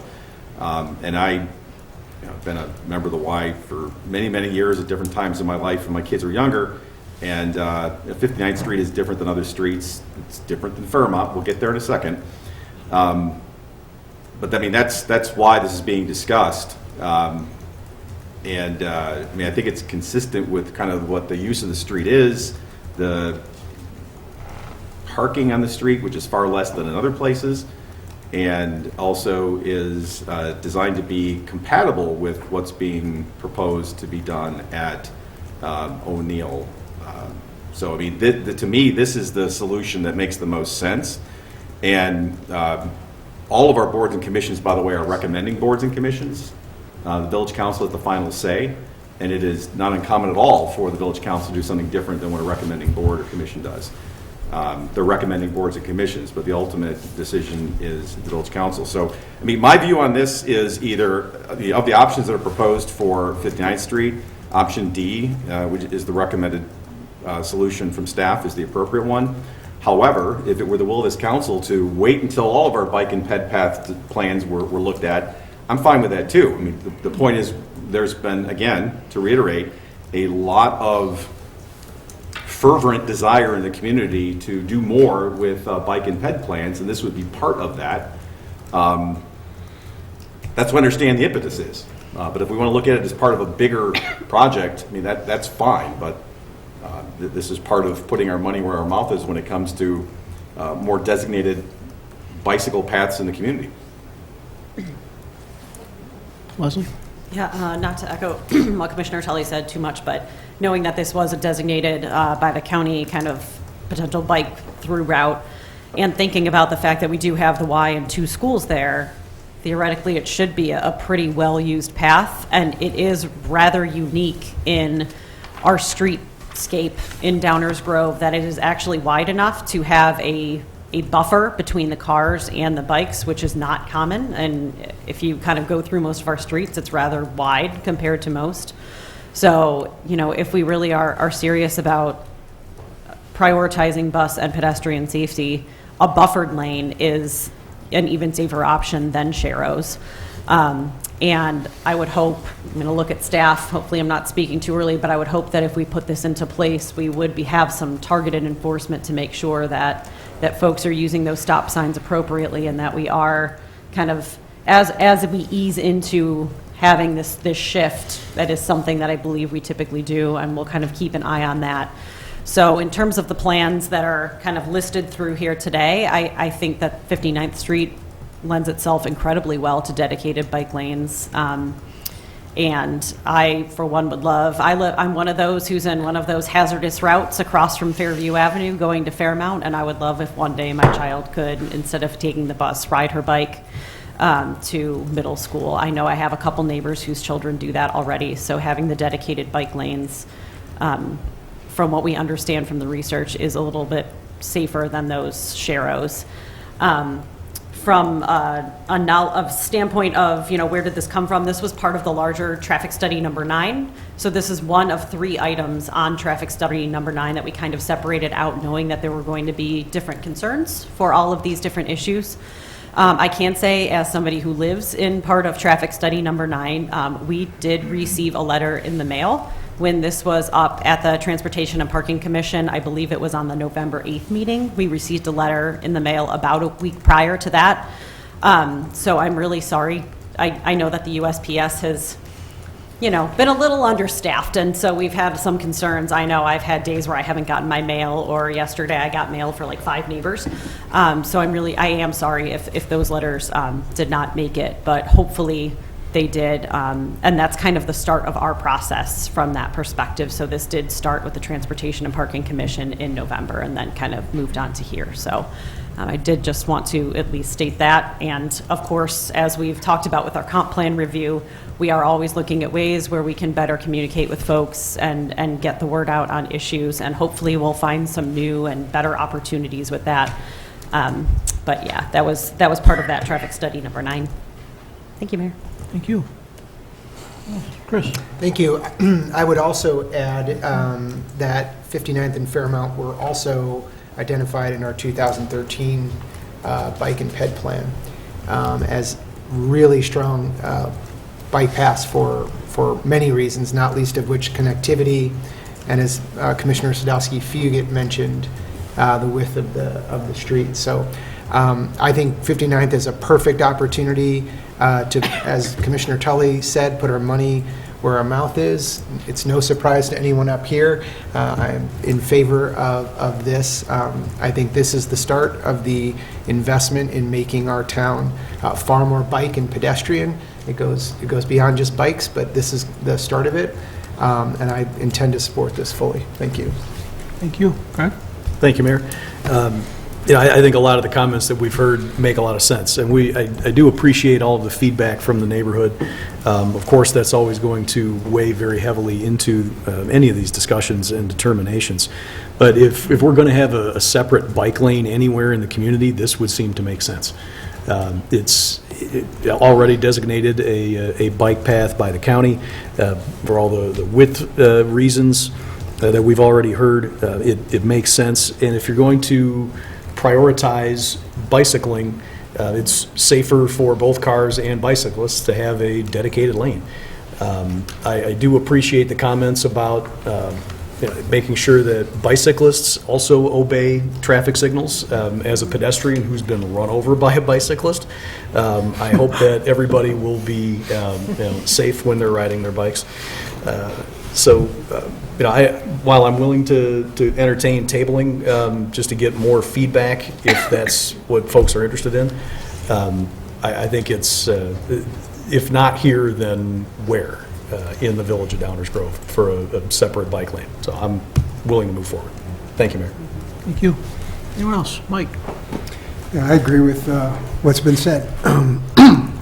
I will say, though, that reiterate what I said last time, and that I think the safest place for the bike would be in its own dedicated multi-purpose trail off of the street. So I would hope that that we could maybe get there, and that this nice thing about this is it's just paint, so it's nothing that can't be undone if there's issues, right? So, but.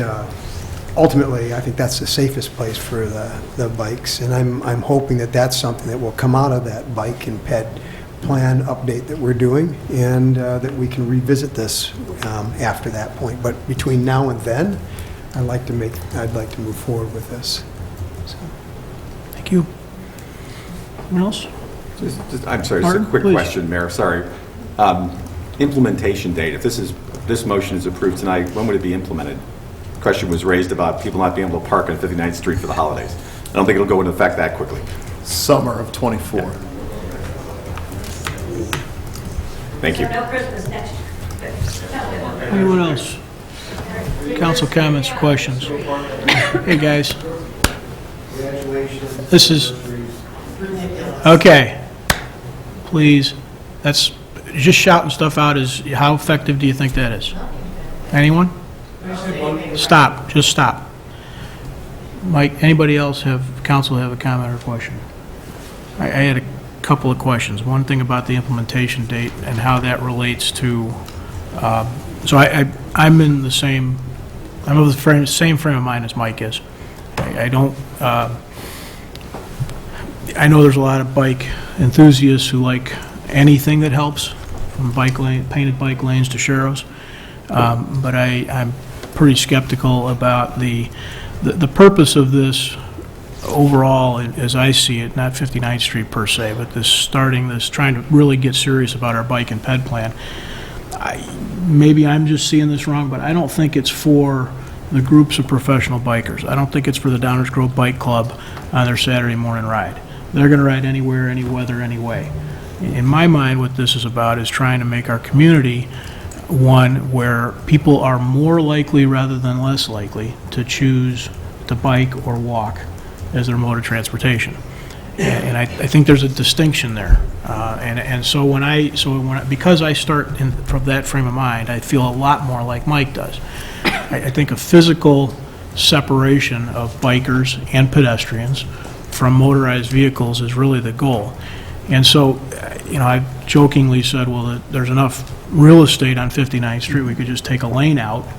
And it's only sort of a half joke. And so the reason I'm asking about implementation timing as it relates to how far we think we might get, and I know that's not a totally solid thing to answer, but on our bike and ped plan work that we're doing, Mike, I am in favor of trying to improve our bike and ped plan to the extent with which there is going to be some discomfort in the community with things like on-street parking. I recognize that's a challenge. But at the same time, I'd like it to be sort of more part of a plan, and I don't feel like we're years away from maybe talking about it. We're committed to being in really deep. And so I guess when I hear Martin and Greg kind of suggest they might be up for dragging their feet a little bit on this, that's where my mind is. I don't know if that makes any sense, but that's what I'm thinking, guys. I'll be happy to make that motion there. I mean, if it's either a question of delaying the implementation date or making part of the broader bike and pedway plan, I'm fine with that. That would be my preference. I mean, I'll make that motion. Well, we have one on the table right now. Well, I'd make a motion to amend the motion that's on the table to either make it part of the bike and pedway plan or to delay implementation until such point as we can get more work done on the one that is part of our high priority action items. So I guess that would be a motion to amend the motion that's on the table. I'll second. Just for clarity, that is the motion to... Well, I guess the technical amendment would be to delay the implementation date, and maybe we can get some feedback on what the implementation date would be such that we can make more progress on the high priority action item, which is our bike and pedway plan, much more broadly.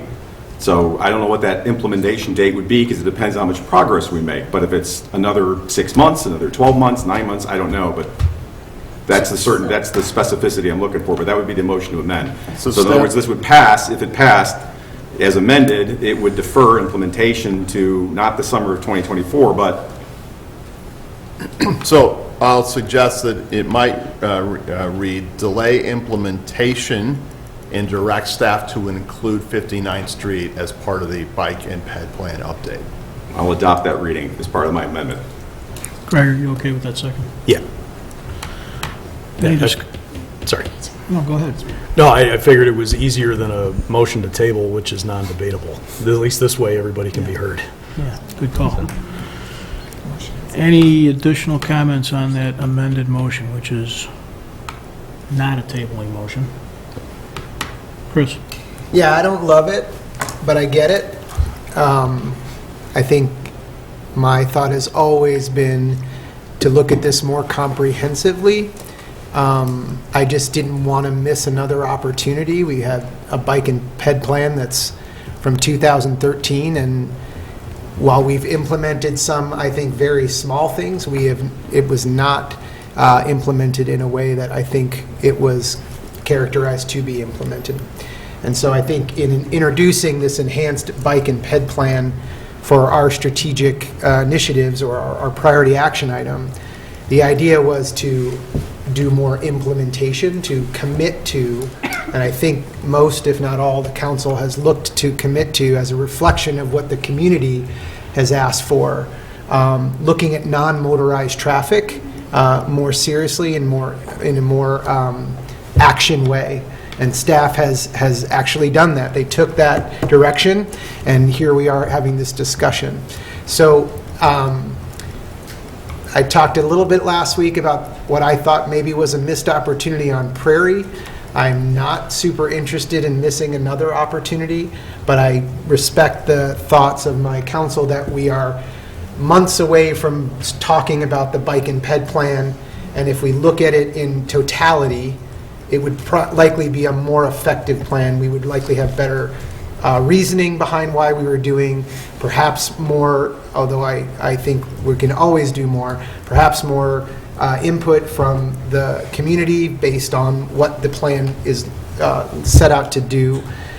So for someone who has been pushing for more of this, it is hard for me to say, let's put this on hold until that, but I do think overall it is the right decision.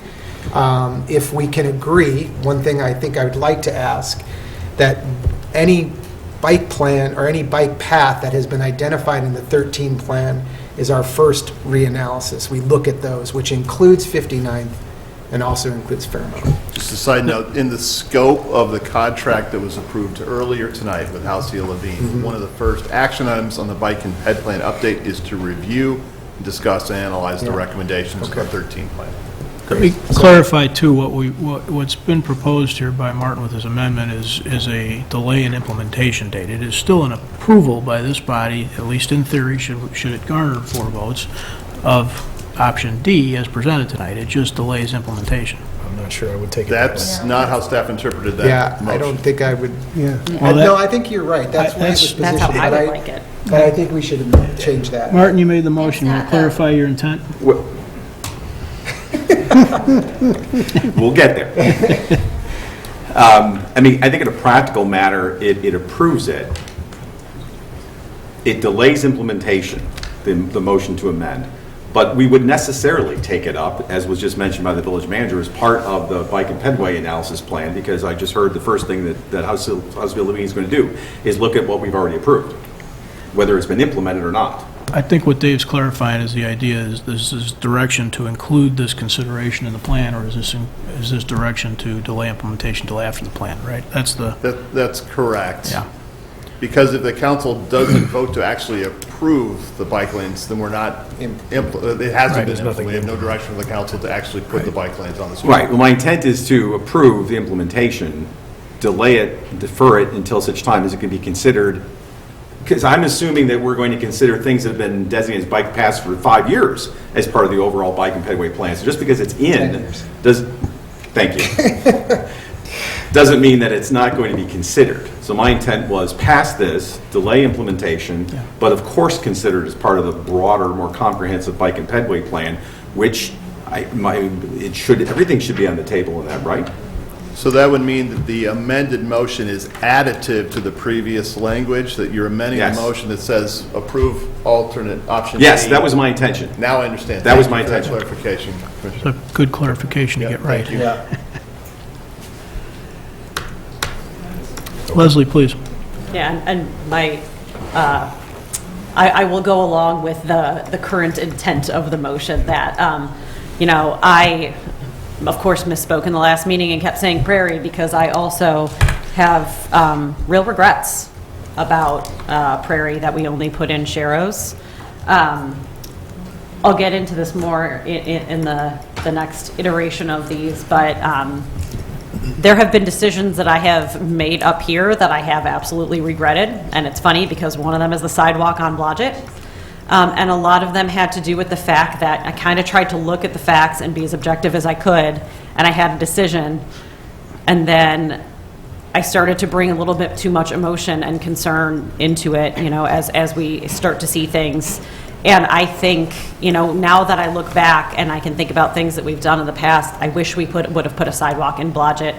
I wish this was a joke, but it is actually not. Not even 2 months after we voted not to put a sidewalk on the opposite side of Fairmount, I picked my daughter up from Champions and she said, "Hey, Mom, why isn't there a sidewalk on the other side of the street? Isn't that safer for kids to walk? And I'm like, you've got to be kidding me. That's just like, well, I've got a story for you, kiddo.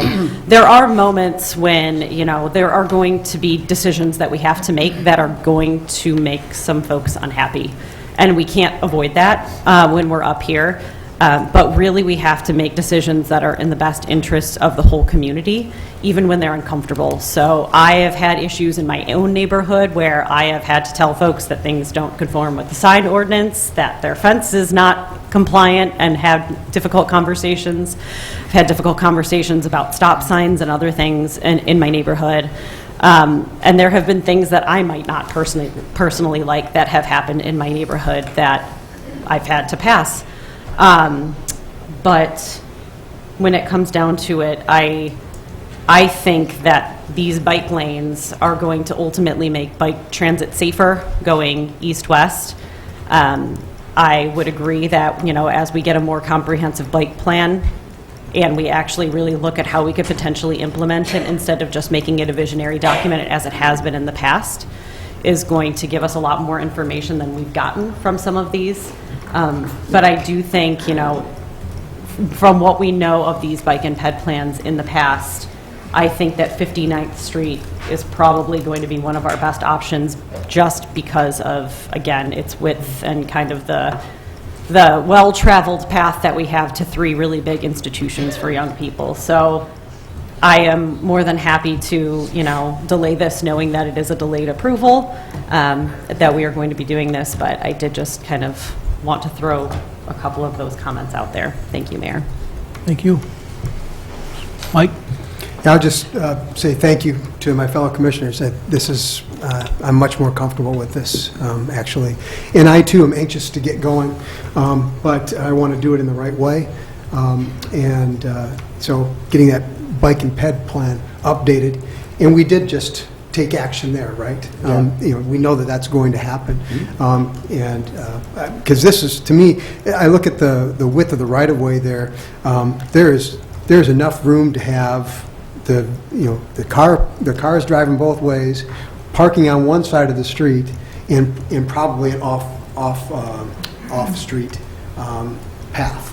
And to me, that would be a win-win-win. So I'm hoping that might be the result of all this. So I think it's better that we wait.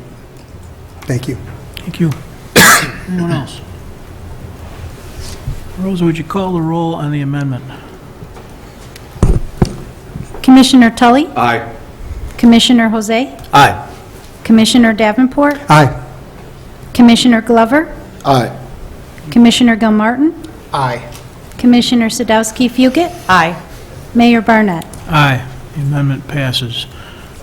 Please call the roll on the base motion. As amended. As amended, sorry, thank you.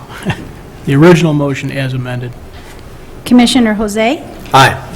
Commissioner Sadowski-Fugit? Aye. Commissioner Davenport? Aye. Commissioner Tully? Aye. Commissioner Glover?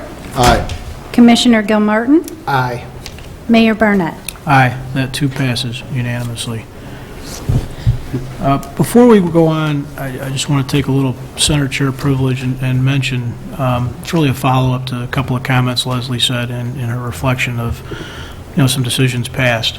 I think probably everyone up here has moments like that where there's decisions we might wish we might have made differently. But nonetheless, I alluded to it earlier when I made the comment about pain, and then maybe that wasn't a great choice of words. But there are decisions that this group will make that further what we believe are communal goals that will cause discomfort, people being upset, people thinking it's a lousy decision. That is almost certainly going to happen. I don't know exactly what that's going to look like when it comes to implementing the bike and ped plan, but I do know this. You heard everybody up here wanting to be committed to that plan and looking for opportunities to make that plan far more robust and create an environment that was way different than it is now. Anything that furthers that is probably going to create an environment where some people don't like the changes that they're encountering. So I'm just kind of giving everybody a caution. It's not without thought, it's not without planning, and it is not without care or concern for our community that we make any of these decisions. So is there a motion concerning Fairmount Avenue? Mayor, I move that the council direct staff to maintain current conditions and include it in the analysis of the bike and ped plan. Second.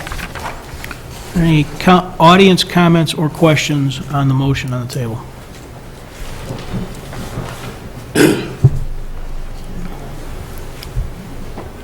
Good evening. My name is Robert Kasinis. I have lived in Downers Grove since 1969. I have been a committeeman for the last 15 years. I've worked on probably some of your election campaigns. And you're talking about no parking on Fairmount and, the superintendent. Going back to item J, you are starting to put a whole revamp of O'Neill there, and you're not looking at the 59th parking and the Fairmount parking. Any day that school lets in, there are 30 to 40 cars parked on Fairmount to pick up their children from O'Neill. So you're going to ban parking there. Where are those people going to park? You know, we can ignore the fact that they're only there for 10 minutes, but you are now creating another huge problem on there. Any day that O'Neill has a night concert, a ball game, anything. I live at 5543 Fairmount, which is past the bridge, north of the bridge. There are cars parked clear up to there. It is a major place that people from O'Neill park. Your fishing day in the park. I back up to Barth Pond, and there are people cutting through my backyard every day that you have a track meet, a fishing derby, anything there. So banning the parking on Fairmount to present so many other problems that you haven't considered. Not only putting the residents, and as you can see, there is a lot of residents here on Fairmount, and they are all adamant on what do I do when I have my landscaper come on there? Where do they park? Well, tell them all to go park in Barth Pond and walk around? I don't think that's an answer. You are not looking, you're looking at a small problem and making it much larger by taking away the ability for the people that use that street as parking. And yes, there are a few bikes that come up and down, but the hills there, you are a hardened bicyclist if you're going up and down those hills. There aren't any kids doing that. I do know of one guy that lives in the middle of town that bikes to Fermi Lab every morning and every night, and he uses that path. But there are not 6 or 7 bikers that use Fairmount. There is a bike path less than 200 yards to the east in the park of Fairmount, and I seriously ask that you consider all the other problems you will be creating without parking. You know, can I come park at Martin's house and you can drive me back and forth to my house? You know,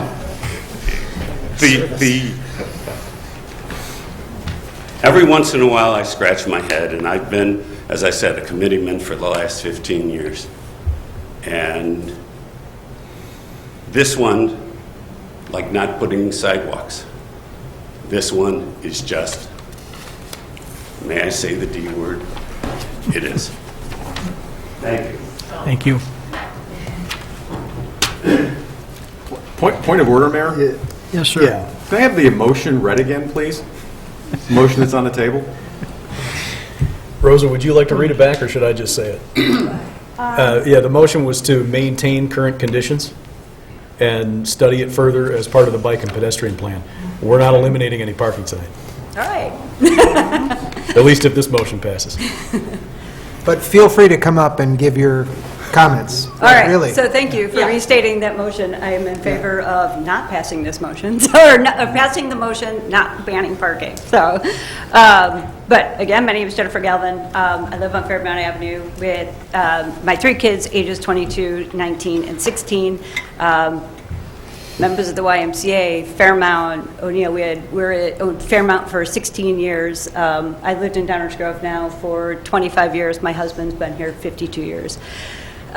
So, for the record, I am opposed to eliminating parking on both 59th and Fairmount Avenue. I'm also opposed to a hardscaped median on Fairmount without a better understanding what that looks like. Because when you say hardscape median, I don't know if that refers to the entire length of Fairmount Avenue from 55th to 59th. Is it a small section of Fairmount Avenue? Right. So those details I don't know, and I don't know what those are yet. So I am not opposed to anything that or some things that will help alleviate the speed problem on the street. But I think no parking ban is really a horrible idea. So issues with eliminating the parking on Fairmount between 55th and 59th. Also believe that a lot of this applies to 59th Street.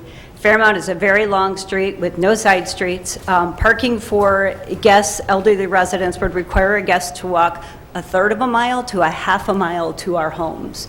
I don't want to walk to my car from my house today, let alone walk 1/2 mile to go visit somebody. So that is going to impact how if we have guests at our homes. People with large families, multiple cars, just a simple act of moving cars in and out of our driveway is going to be a massive challenge because we can't park on the street. My husband was in law enforcement for 25 years. He's the most rule-following guy that I know, and if it's not legal, he won't do it. So with the vehicles and just moving cars around, so a lot of people have single driveways. Just try moving the cars around. It just won't work. Challenges we see are parking for landscaping trucks, tree trimmers, Comcast, ComEd, contractors like HVAC, plumbers, electricians, maintenance, and other maintenance vehicles. Residents are likely to incur additional costs for these services because they would not be able to park on the street. If a hardscape median is installed, again, I don't know what that looks like, but cars won't be able to bypass any emergency vehicles that would be on the street. I would also argue that allowing parking on Fairmount increases community involvement. There's many events at Patriot Parks where Fairmount is overflow parking, events like cross-country meets, swim meets, and parties at the Swim and Racket Club, large picnics, fishing derbies, other club events. So now we'll discuss the additional challenges that applies to O'Neill Middle School expansion. The number of students that will grow to an estimated 600 to 650 students. Using some simple math, let's say the school hosts an all-school event and 50% decide to attend. That means 325 cars with 111 parking spaces.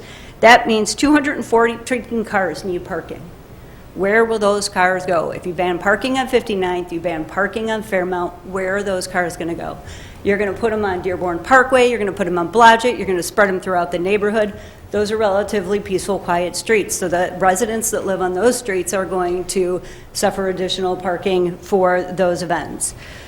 School events at O'Neill School include parent-teacher conferences, open house, pickups, drop-offs for sports, baseball, softball games, Panther football practice, YMCA and events, camps, things like that.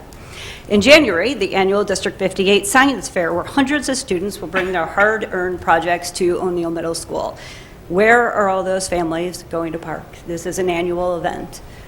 You'll create a lot of issues and problems. So you get the idea. Our neighborhood can be very busy at times, and we absolutely love it. We love the community events. We are a very bonded community. We love neighborhood schools. These are all things of reasons why we stay in Downers Grove. We absolutely love it.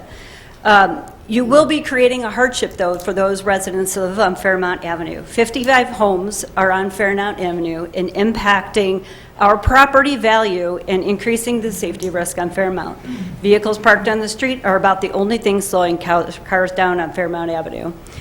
This would also be very disruptive to the neighborhood, and it is against the wishes of the majority. We are a close-knit community. This proposal not only impacts the Fairmount neighborhood, but the south side of Downers Grove, with students at O'Neill or residents who use the YMCA, which I realize now many council members do that.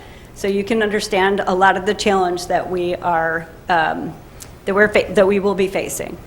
So now let's talk about bike riding. First, I'd like to really know these community members because they're 25 years. Jen, you're going to run out of time. Okay. I'd like to, somebody else can read my bike statement? Okay. I would like to also propose, we did consult an attorney, and there is a legal argument against this as well. The proposed ordinance and the parking ordinance is certain bike lane and type of zoning law. Although zoning laws are supposed to be enacted by local government to promote the health, safety, and welfare of the community, the proposed ordinances infringe on the residents' constitution right, specifically the right to equal protection, due process, and property rights. Unless the Village of Downers Grove is proposing to enact village-wide on-street parking ban, an ordinance which would prohibit on-street parking on Fairmount Avenue would violate the residents' equal protection rights. Furthermore, without offering the residents a full hearing on the enactment of such ordinance could be construed as violating their due process rights. Additionally, these ordinances would violate the Fairmount residents' right as a property owner.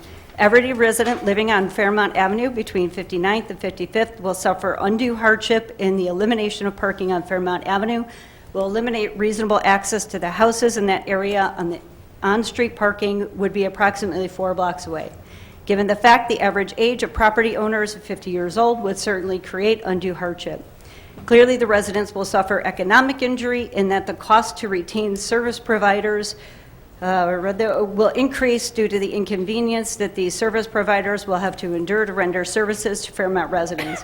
Furthermore, the ordinance would constitute the taking of private property without just compensation. It would not serve public use or purpose, nor is it reasonably necessary to achieve a reasonable governmental purpose. The banning of parking will not make Fairmount Avenue a more pedestrian-friendly area, especially when there are sidewalks on both sides of the street.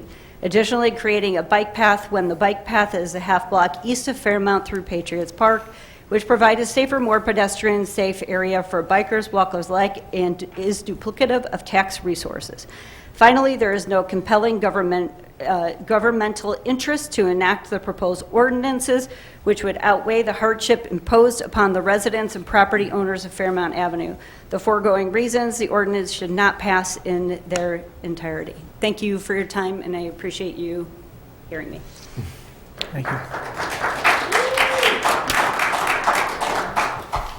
Just a reminder, what we're voting on tonight, right here, maybe, is to not make any changes and include this conversation and this discussion and this debate and these considerations into a much broader, comprehensive planning process, which will have a variety of public hearings associated with it.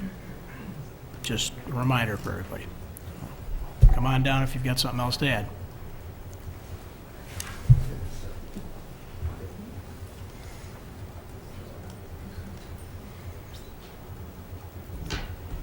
I don't envy your job. You came here to build a horse, and we're not even going to get a camel.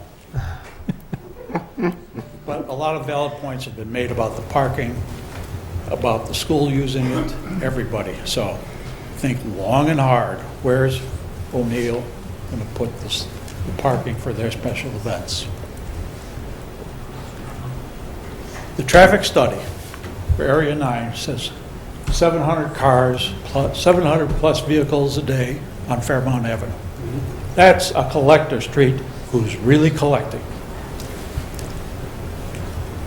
We were told that the goal is to get cars to be no more than 5 miles an hour over the limit. That's reasonable. Limit's 25. The study came with 30% of vehicles going plus the 5 miles. So you got 200-plus cars, vehicles a day going over 30 miles an hour. The speeding is a tough nut to crack. No side streets, no stop signs, no yield signs, no crosswalks. They talk about enforcement. Who makes the police go there? When do they go there? Do we have to call every single day? The police are overburdened already. Tough nut to crack. Parking shrinks the street. I see it on Fairmount, north of 55th, much narrower street. Those residents have taken to parking there purposely to slow traffic down because of the horrible incident that happened there. Again, safety. I've heard a lot about safety. Safety of residents, people, drivers, etc. There was a proposal for the hardscape medium. It's a small area. It was rapidly discussed. That's the only piece that addresses speeding. And the proposal, if I read it correct, is to eliminate that piece that addresses speeding. Think long and hard, because it's not a matter of if a horrible accident will happen, it's when. We know about distracted driving, etc. Two vehicles, each going 35 miles an hour, that's a 70-mile-an-hour collision. Attorneys will look for somebody to sue. They'll look to sue the village of Downers Grove. Wait, we have sovereign immunity. They can't sue us. Of course they can. And they will, through discovery, learn that there was an opportunity to address the speeding. Therefore, the lawsuit will be on. Lawyer costs for the village will escalate. Eventually, most lawsuits end in what? A settlement. But that doesn't come out of the village. It comes out of taxpayers. Village has a very high self-insurance. Again, think long and hard about your fiduciary duty, and in the private industry it's called directors and officers.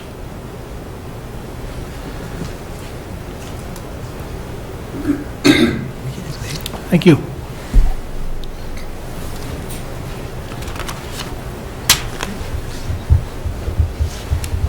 Good evening. I'm Lynn Consbrook, and I'm at 5616 Fairmount. I'm right at the bridge, so we're kind of at the bottom of the hill. Right away, hearing about the banning of the parking, which I wasn't totally up on until a neighbor came and knocked on our door the other day and informed us about this. So my thought goes to this Saturday. I'm going to have 25 people at my house for my family Christmas party. If this no parking ban were enacted, I'm wondering, where are they going to park? Up on 59th Street? I have family members in their 60s, 70s, 80s that are coming to my house. And again, are they expected to park on 59th Street, but now there might be no parking up there? Are they expected to walk down the hill? What if the sidewalks are icy? What if there's a foot of snow? What if it's raining? What if it's 15 degrees out? Many of them use, or a couple of them use walkers and canes. How are they supposed to get to my house if they can't park in front of my house? We maintain the sidewalk, we make sure it's clear, we make sure it's safe for them to access our driveway and our walkway to get into our house. But if they can't park in front of my house, where are they supposed to park? I can't expect any of my guests to walk several blocks in order to access my home. And I just, Jenny mentioned a lot of other notes that I took, but that's about it. Thank you. Thank you.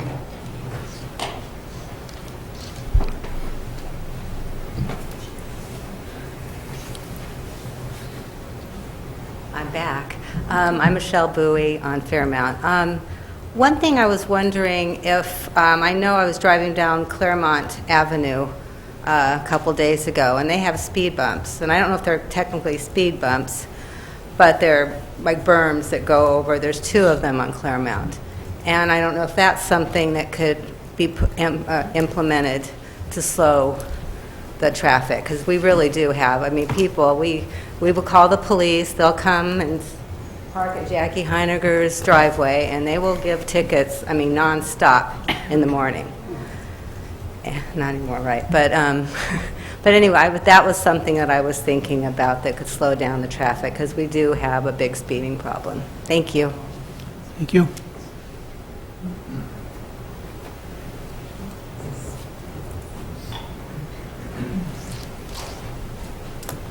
Hi, I'm Dan Johnson. I'm at 5548 Fairmount.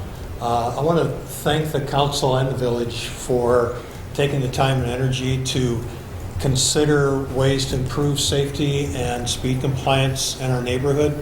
I've lived at that address for 24 years, and for most of those years, I worked out of a home office facing Fairmount. And so while admittedly it's not a formal traffic study, I have spent lots of Zoom meetings gazing out the windows and observing. And I have to say that what's being proposed in C and D seems to me to be an overreaction to the existing problem, and particularly, as you've already heard, with the parking issue. So I also want to thank the village for listening to this feedback and hopefully giving this some further consideration. I'm an avid biker. I'm all for the bike plan and making biking safer and more attractive to residents. But as I think you've heard from the feedback so far, the parking issue is, I would suggest respectfully, that's an overreaction to an existing problem and could actually exacerbate the speeding issue and negatively impact the residents far more than solve any problem. Thank you. Thank you.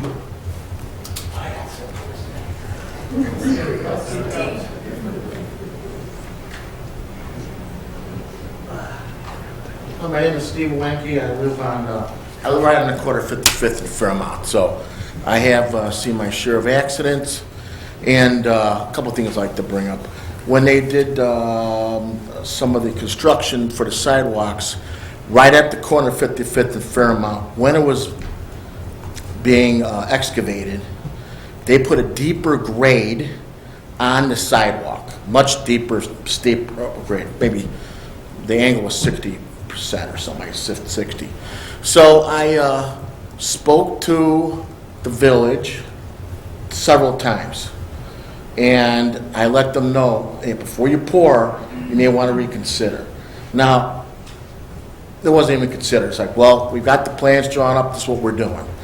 And previously, it was much lower of a grade going down into 55th Street or coming up from 55th Street into Fairmount. And about 3 months later, I was cutting the grass because I managed the grass on a little strip on 55th Street, and I do the parkway on my street itself. So there was a young lady wheeling a elderly person in a wheelchair, and somehow she had a hard time when she was getting down, and I had to help her grab the wheelchair so it wouldn't go into the street. So I did attack that, like I said earlier. It wasn't because of the cost and everything like that. It was already done. That's an issue. The only thing I look at too is please do not close our community down. The people that Bob talked about coming into our community for the fishing event, the dog park, all that kind of stuff that goes on in their area, those people also spend money in our community. If we close it down and say, you know what, you're not welcome to our area, that's also an economic effect as well. You know, I work in a hospital, and I work with customer service, just like you guys do. And word of mouth is the worst advertisement. if they're saying this portion of Downers Grove is closed, they're not going to come back. They're going to tell their neighbors, this is a closed community. You know, this is what the provisions are. We have a lot of different people in the area that have garage sales that the money goes to proceeds for the Humane Society in different areas. Bob did bring up a point about our hill is extremely hard to even walk up, let alone drive up. There are Downers Grove South does. They will bring their runners over to run up the hill. So they'll do that as well. I just hope there's something else, but please don't close our community down. We are, we all cherish it very much. You know, maybe some of us are a little outspoken what we said, but we really beg you to consider. That's all I got to say. Thank you.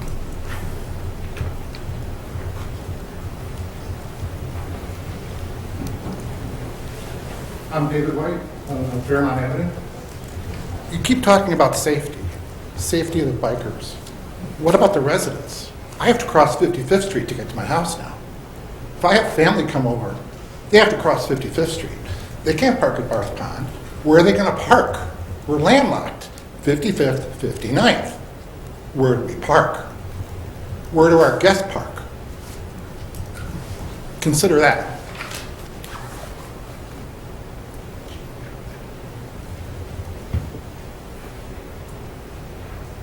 My name is Kathy White. Live on the southeast corner of Fairmount and 55th, and I just want to touch on, Lynn was talking about the elderly having an issue. I have multiple sclerosis. It's hard for me to walk certain times, depends on what my symptoms are. I want to be able to park close enough to my house that I can get into my house without falling down or sliding. We are right on the hill there. So there's some considerable hills, right? So for me, it's always a challenge, but I really don't need another challenge. I've got enough challenges. I know this probably like, why is she crying about parking? It's because it's affecting me. And all the other little votes you guys did in there, oh, you all said yay, except for you when it affected you. So this is affecting us, but nobody is voting for what we're saying. So, and I know this is not for a vote, but I guess I would like for somebody to say they're actually considering it and not do something. As far as safety goes on Fairmount, it's terrible. I can tell you the number of accidents I hear on that corner. I hear the wheels and I just wait for the crunch because I know it's coming. The amount of cars that have accidents there, and they've done studies for years. I've lived there 23 years. They've had people sitting outside my house in a car with, counting cars or whatever. I know because I called them into the cops because I thought someone was stalking me. So that's what they were doing, to put a light there because it's a super dangerous intersection. Hey, let's put a bike lane in. That's a really good idea. How about put it at the park where there's no cars? That doesn't make any sense to me. I am for biking. I'm for all that stuff, but it just doesn't make any sense to me. Thank you.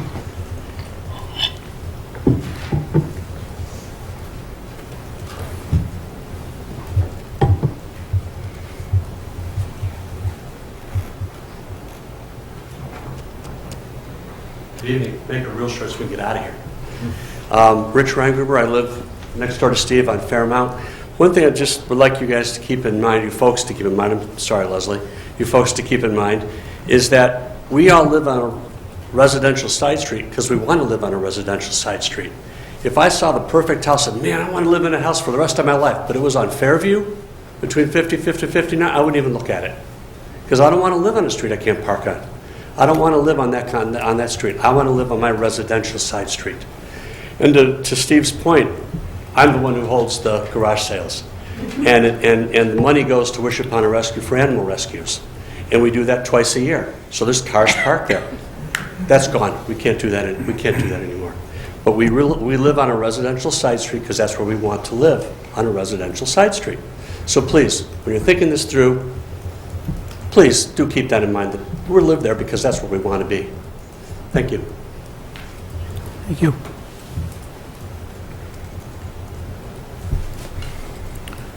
Council comments or questions on the motion on the table? Martin.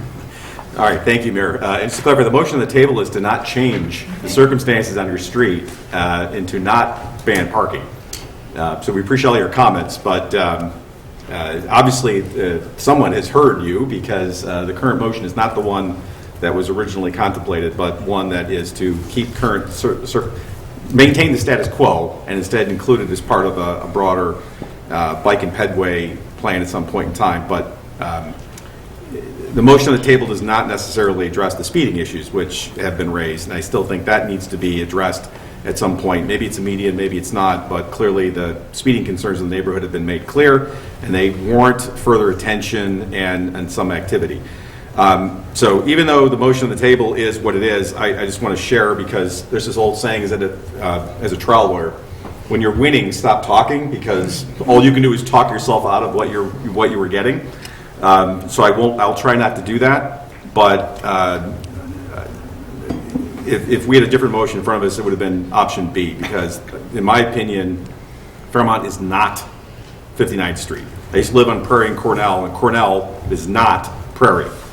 Very different streets, very different reasons, and therefore deserve different treatment. Clearly, this is a motion not to ban parking or to do anything other than maintain the status quo on this stretch of Fairmont. So that is all that will happen until there's further consideration as part of a broader plan in the community, if anything. And the last thing I'll say, Mayor, before I stop is, yes, Robert, you can park in my driveway anytime you want. I will not take you over to your house, though. But do remember that parking is banned on both sides of Main Street where I live. That's such a nice driveway. Yes. Driveway. There is no street parking where I live. Thank you, Mayor. Thank you, Martin. Greg? Thank you, Mayor. The reason behind the motion was to try to make it clear that we heard the neighborhood loud and clear. And Fairmount is quite a bit different than 59th Street. You're right, Martin. I think the speeding concerns are legitimate. I've got no interest in speed bumps. Those were installed on Claremont, 15, 20 years ago, something like that. And you'll find that if you go around the rest of the village, you're not going to find any other ones. And there's a reason for that. There's a pretty significant impact on emergency response, emergency vehicles, snow plows, all kinds of other concerns on that, which is why we haven't gone down that road. Like Martin, I would be interested in option B. I think the median is interesting for slowing down traffic, but I think there are legitimate concerns in terms of getting in and out of your driveways and things of that nature too. So it's something that deserves a lot of study. I did appreciate the detour into constitutional law, but we're not talking about a private property taking. We're talking about what to do with a right-of-way. The process that is due is this. And there's nothing under the Equal Protection Clause that would elevate this from anything other than rational basis scrutiny. So this is the procedure you get. And it's the same procedure that anybody else, any other street, any other residents would get in the Village of Downers Grove on a similar thing. But I'm looking forward to seeing what else the consultants might come up with in considering the bike and ped plan. Thank you, Mayor. Thanks, Greg. Anyone else? Leslie? I knew one of the two lawyers up here was going to take I couldn't help myself. I wasn't going to. But as was stated, I seconded the motion that was made. Last week, I was supportive of either considering bike lanes or the median being the one option that I thought would give the best would hopefully slow down traffic the most, knowing that it is a permanent option that would visually narrow the road.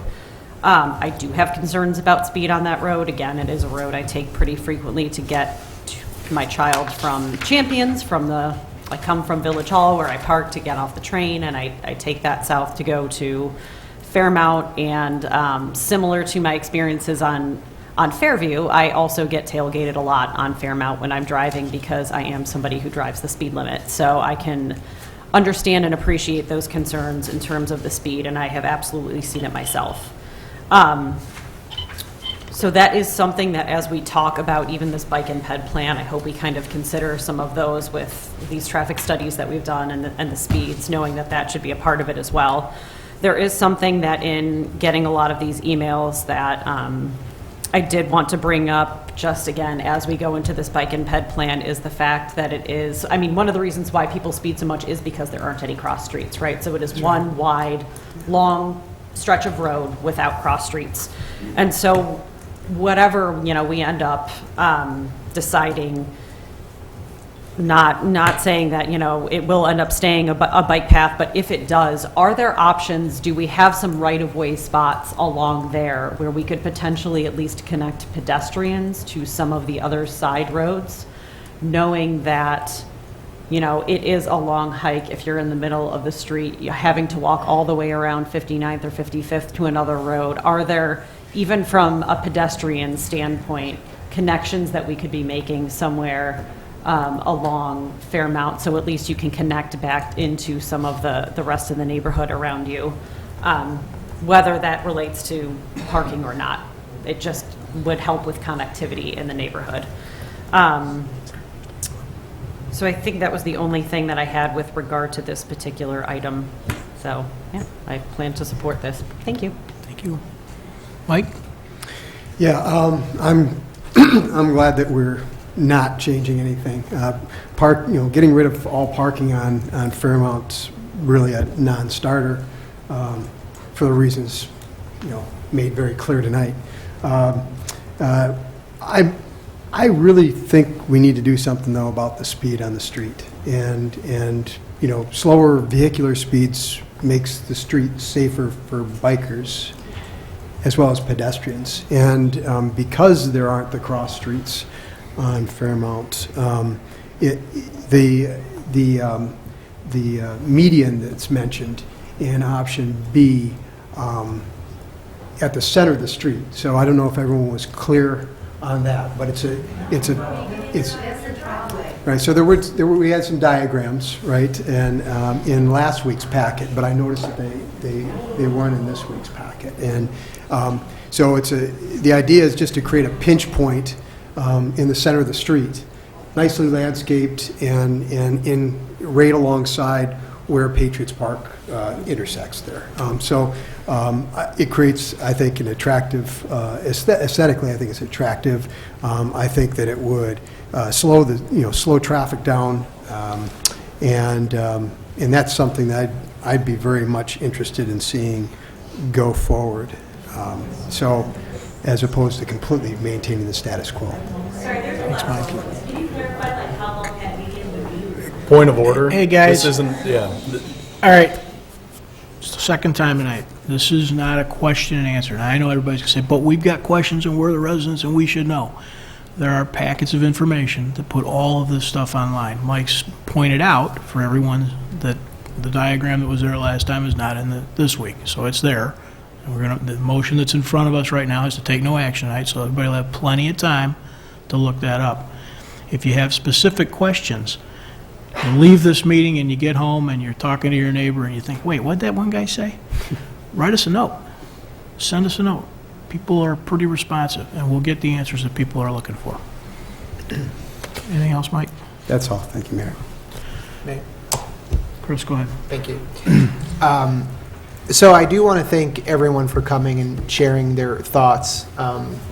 Clearly that has an impact. I think as Commissioner Tully mentioned earlier, we're interested in moving some of this bike and ped work forward.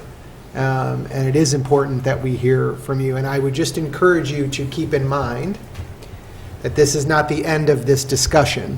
So while tonight we are not taking any action, the goal is to look at these streets and other streets for opportunities.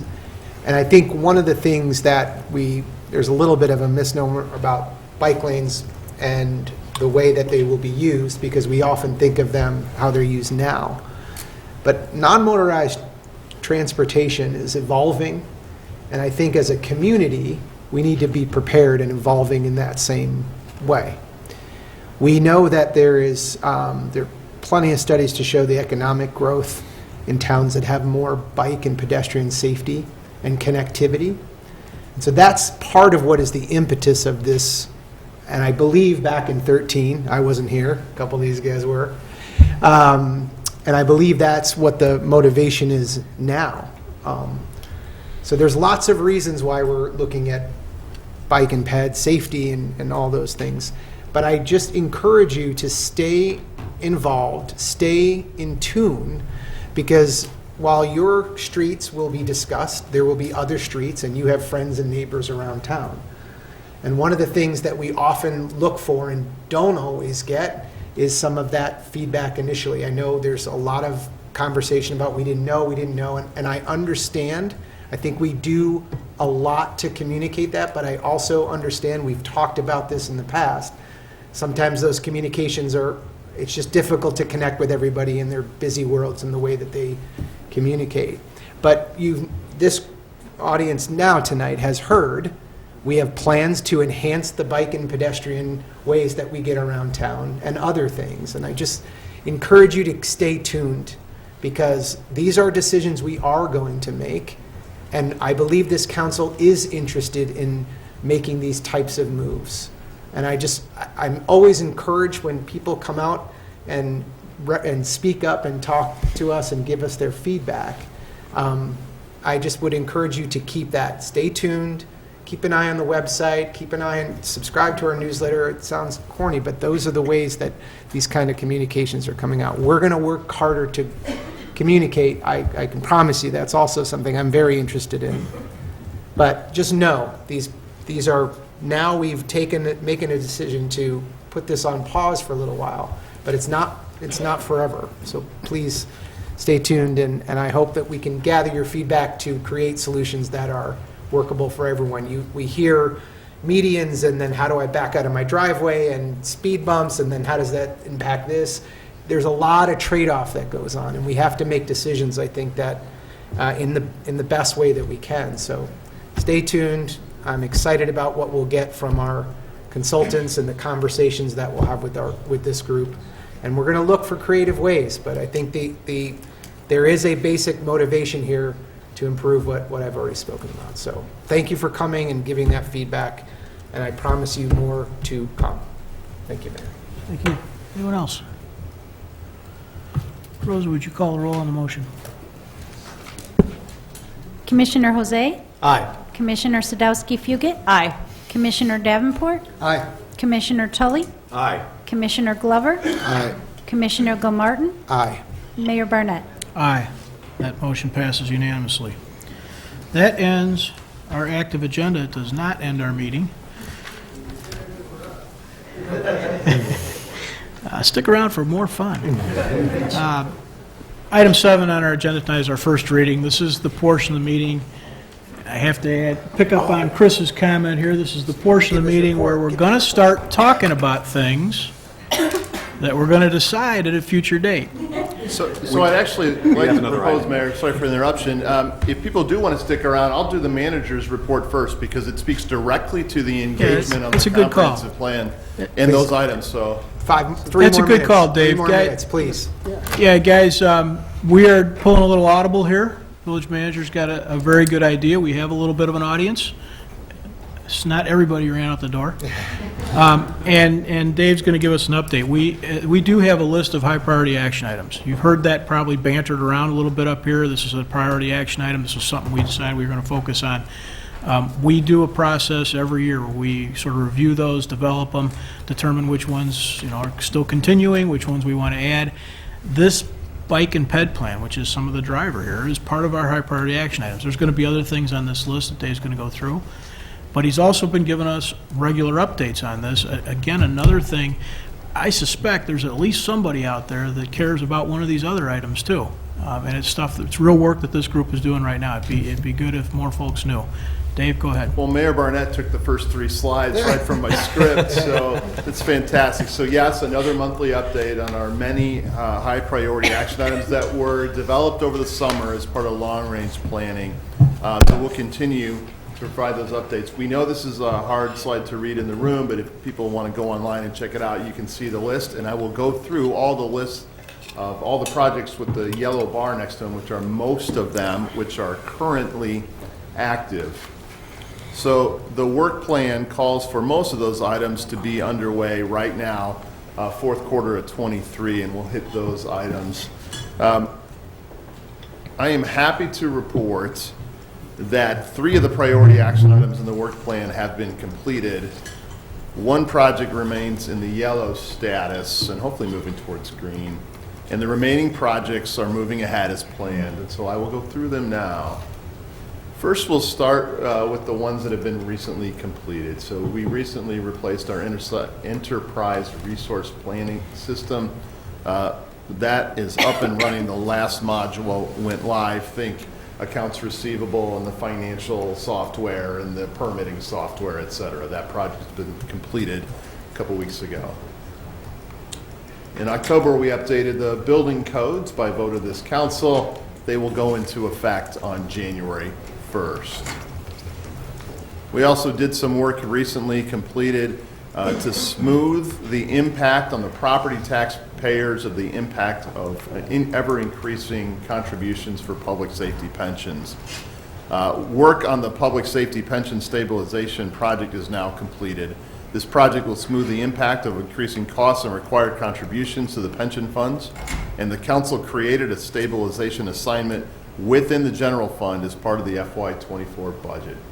So we are now positioned to continue to smooth the impact on property taxpayers. Work on the revitalization of the Meadowbrook Shopping Center at 63rd and Woodward is a little behind schedule. We are creating a tax increment financing district and entering into a redevelopment agreement with the owner of that shopping center to facilitate significant improvements on that property. The redevelopment agreement has been drafted, and staff is working through the details with the owner of the property and his attorney. We have been holding regular facilitation meetings on the property with the property owner to keep the project moving forward. However, the property owner has not quite yet submitted the zoning application documents, and our attorney will continue to work with their attorney to move this project ahead. We are hopeful that this project will go back to green in the coming months. On our first reading agenda, you'll see an action related to extending the Ogden Avenue TIF district. All the required actions by the state have been completed. It is now a law signed in, a bill signed into law by the governor. We'll talk more about this in the first reading agenda. This one is almost across the finish line. The lead service line replacement plan. Work on this plan and project continues, and the village engaged the consultants a few months ago to work on creating an inventory of lead water services. We launched an online survey, and we sent 3 rounds of letters to about 3,000 property owners who may have lead service lines. We've received nearly 1,500 responses so far. That's a great response rate at this point in the process. 588 services have been identified as lead. We continue to reach out to property owners, and we will work on the inventory, and this council will take up the first of several preliminary replacement plans in about February, March of next year. We continue to work vigorously on our DEI, diversity, equity, inclusion practices, focusing on the village as an employer. And on January 2nd, when the mayor gives the annual report, you'll see the numbers and the changing demographics of our own workforce, which we are very proud of. Regarding video gaming, the council passed an ordinance approving video gaming in October of 2023, but that ordinance does not go into effect until January 1st of 25. And the council did direct staff and took actions to place a referendum, an advisory referendum question on the November 2024 ballot. The results of that referendum will be considered prior to the video gaming ordinance going into effect on January 1st, January 1st of 25. Regarding Commissioner Gilmartin's comments about public information efforts, you will see robust public information efforts on this topic, probably starting in about April, after the primary, to make sure there's no confusion of to which ballot this is on. Okay. The comp plan and related projects. This slide provides an update on multiple projects that are being undertaken in a coordinated manner. They are: update the comprehensive plan, prepare an environmental sustainability plan, prepare an enhanced bike and pedestrian plan, a downtown hardscape and landscape plan, a downtown outdoor dining plan. At the same time, we're implementing recommendations of the Fairview focus area that appear in the current comprehensive plan, the 2017 version. Just a few minutes ago, the council engaged a team of consultants to assist in all of these projects, and staff is already working with Halcyon Levine, and we expect the project kickoff meeting to be held by the council in mid to late January, probably the third council meeting in January. Council will continue to work on the Fairview sub-area implementation at a meeting tentatively scheduled for January 9th. We are pleased to report that the Environmental Concerns Commission has already started to work on the Environmental Sustainability Plan. They met in November and again in December. And our new Sustainability Coordinator will start work on January 2nd. We are pleased to welcome him to our team. And just as a side note, we did launch an environmental sustainability webpage on our website also earlier this month. So that bike and ped plan, I think a scope review, how we want to approach that, those conversations may start as early as that January meeting. So we look forward to engaging the community in that regard as well. And then if you didn't notice, we're also building a new police station, village hall, and offices for School District 58. And there's nobody better to tell us about this than the project manager himself, our deputy manager, Mike Baker. So we can go straight into the video update. Yeah, Mike, if you're ready for that. And we'll give you a video update on the Civic Center project. As you can see, the bullet items here highlight the progress on the project and identify some next steps related to redevelopment of Lot 2, which is well underway. As it relates to the building construction, I'm happy to report that the project remains on schedule and under budget, and we have a video that showcases the pulls up here.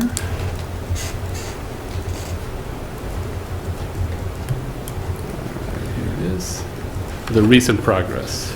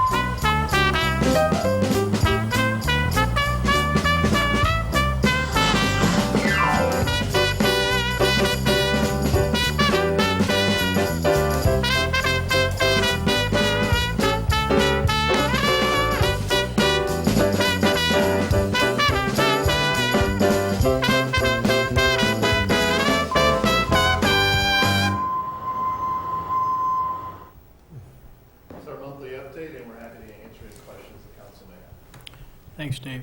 Any council questions on this? Okay, before anybody leaves, those of you that stuck around, a little bonus. I'm just going to connect a few dots, okay?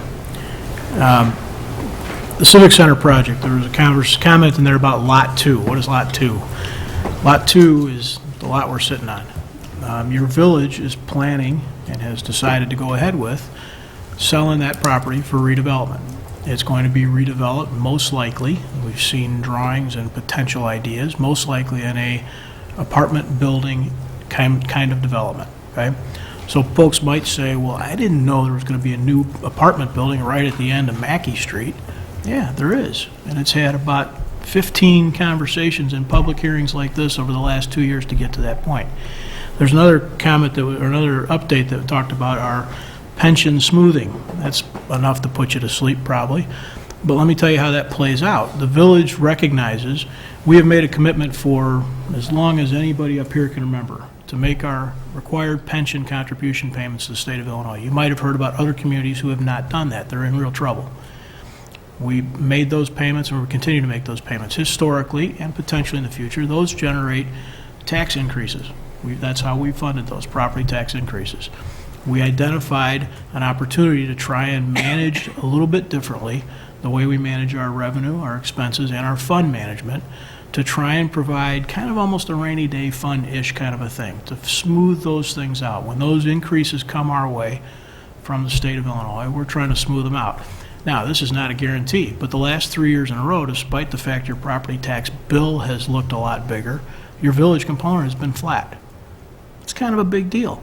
It seems a little boring and seems like maybe not all that interesting, but there's a lot of work going on. And to Chris's point, we try real hard to get the word out. We don't always succeed as much as we wish, but we also really do hope that you all will dig in and participate too. We do appreciate the participation. We love it when people are here. We've got mostly good stories to tell, even when we disagree. So a little more on that. So maybe some dot connecting will make you want to dig in and look a little deeper. And thanks again for everybody sticking around at least for a few more minutes. And with that, we'll go to the first reading, which has only one item on it. It happens to be a priority action item. It's an ordinance extending the term of the Ogden Avenue TIF District. That TIF district is planned to expire at the end of 2024, and this ordinance would extend the Ogden Tax Increment Financing District for the state-required 12 years. However, we have no intention of using all 12 years of that extension. We plan to spend down the existing balance in the highly successful Ogden Avenue TIF District. It's a balance of around $7.5 million. Spend that down in the next couple of years in a way that would result in expanded automobile dealerships, new restaurants, and new retail developments, which really bolster our general fund in terms of retail sales tax and food and beverage tax. The revenue generated from the tax increment financing district that is received during the extension period will be declared surplus and distributed back to all the taxing bodies. So this is a win-win. This allows us to continue to finish up a couple of projects that we've already identified and started working on and bring those to completion. But to the other taxing bodies, it will feel like the TIF district has been expired. And they will receive their monies as if the TIF district were not in place. So we're really pleased with this project. The council's been talking about this for several months, going back to our summer's long-range planning efforts. We expect to be in a position to approve this at the January 2nd Village Council meeting. Happy to answer any questions you may have. Any council comments or questions on this one? Any audience comments or questions about this agenda item? Okay, we'll continue on. Is there a manager report? Thank you. Only one item, Mayor, and that's the Ogden Avenue TIF extension will be on the January 2nd active agenda. Thank you. Okay, thank you, Enzo. I'm going to wait a minute. Council member reports. Any council members want to report out on other goings-on in the community? A few end-of-year well wishes or comments for the audience? We'll start with Mike this time. So I just want to wish everyone a Merry Christmas, and it's really been a pleasure getting to know all of you more, and look forward to a great year ahead. So Happy New Year as well. Thank you. Thank you. Danny? No report, Mayor. Happy holidays to everybody, and that's it. Thanks, Danny. Leslie?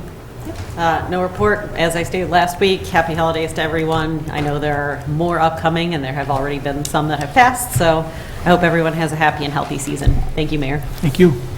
Martin? Hi, thanks, Mayor. I'll just add to what my colleagues have said and just wish everyone in Downers Grove a happy holiday and a happy, healthy, and prosperous new year, and particular wishes to our village staff for another amazing year. Thank you so much. Happy holidays to you and your families, and likewise to my colleagues here in the council. Best wishes to you for the holidays, and looking forward to hitting 2024 running. Got a lot of work ahead of us. Thanks, Mayor. Thanks, Martin. Chris? Thank you, Mayor. I would also like to wish everybody happy holidays, happy new year, and I would like to announce the Best Ugly Sweater Award, which goes to Commissioner Jose. Congratulations. Congratulations. Great job, great job. Thank you, Mayor. Your prize is you get to park in my driveway for 1 week. All right. Well, that was prize enough. Well, and actually, there's a little bit, I'm just going to go ahead and roll around. So there's a little bit of a story behind it. I mean, you're probably wondering, why I'm wearing such a fabulous sweater. And I mean, who wouldn't want a sweater with a 2-time WWF heavyweight champion, 4-time WCW heavyweight champion, and one of the longest reigning intercontinental champions in WWF history? But putting all that aside, you may not know that the Macho Man Randy Savage is originally from Downers Grove. And my wife pointed out to me a Facebook post that was kind of trying to gin up some interest in having a statue of the Macho Man in the village of Downers Grove, which I thought was really funny. And so I thought I'd have a little more fun with it. Yeah. But, while I don't think we're going to be building any statues to anybody, certainly not a professional wrestler. It did get me thinking about one of the things he talked about in the run-up to a legendary wrestling match at WrestleMania 3 that he had against Ricky the Dragon Steamboat, where he declared that he was the cream of the crop. That's the sweater.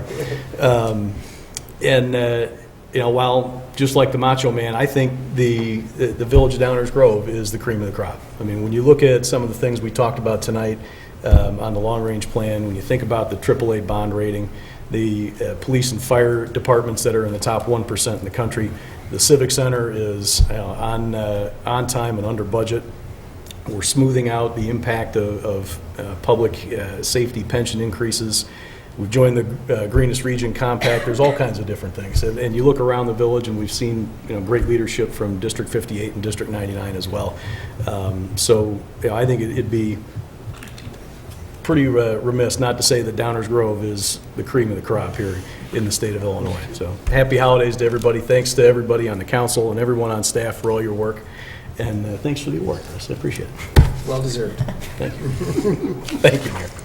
All right, I had a few words. This has kind of been a tradition for me at the last meeting of the year to say a few words of encouragement for everybody in the community, really. So just bear with me. It's not real long. We're almost done. As we wrap up 23 and prepare for 24, we have an opportunity to pause and reflect.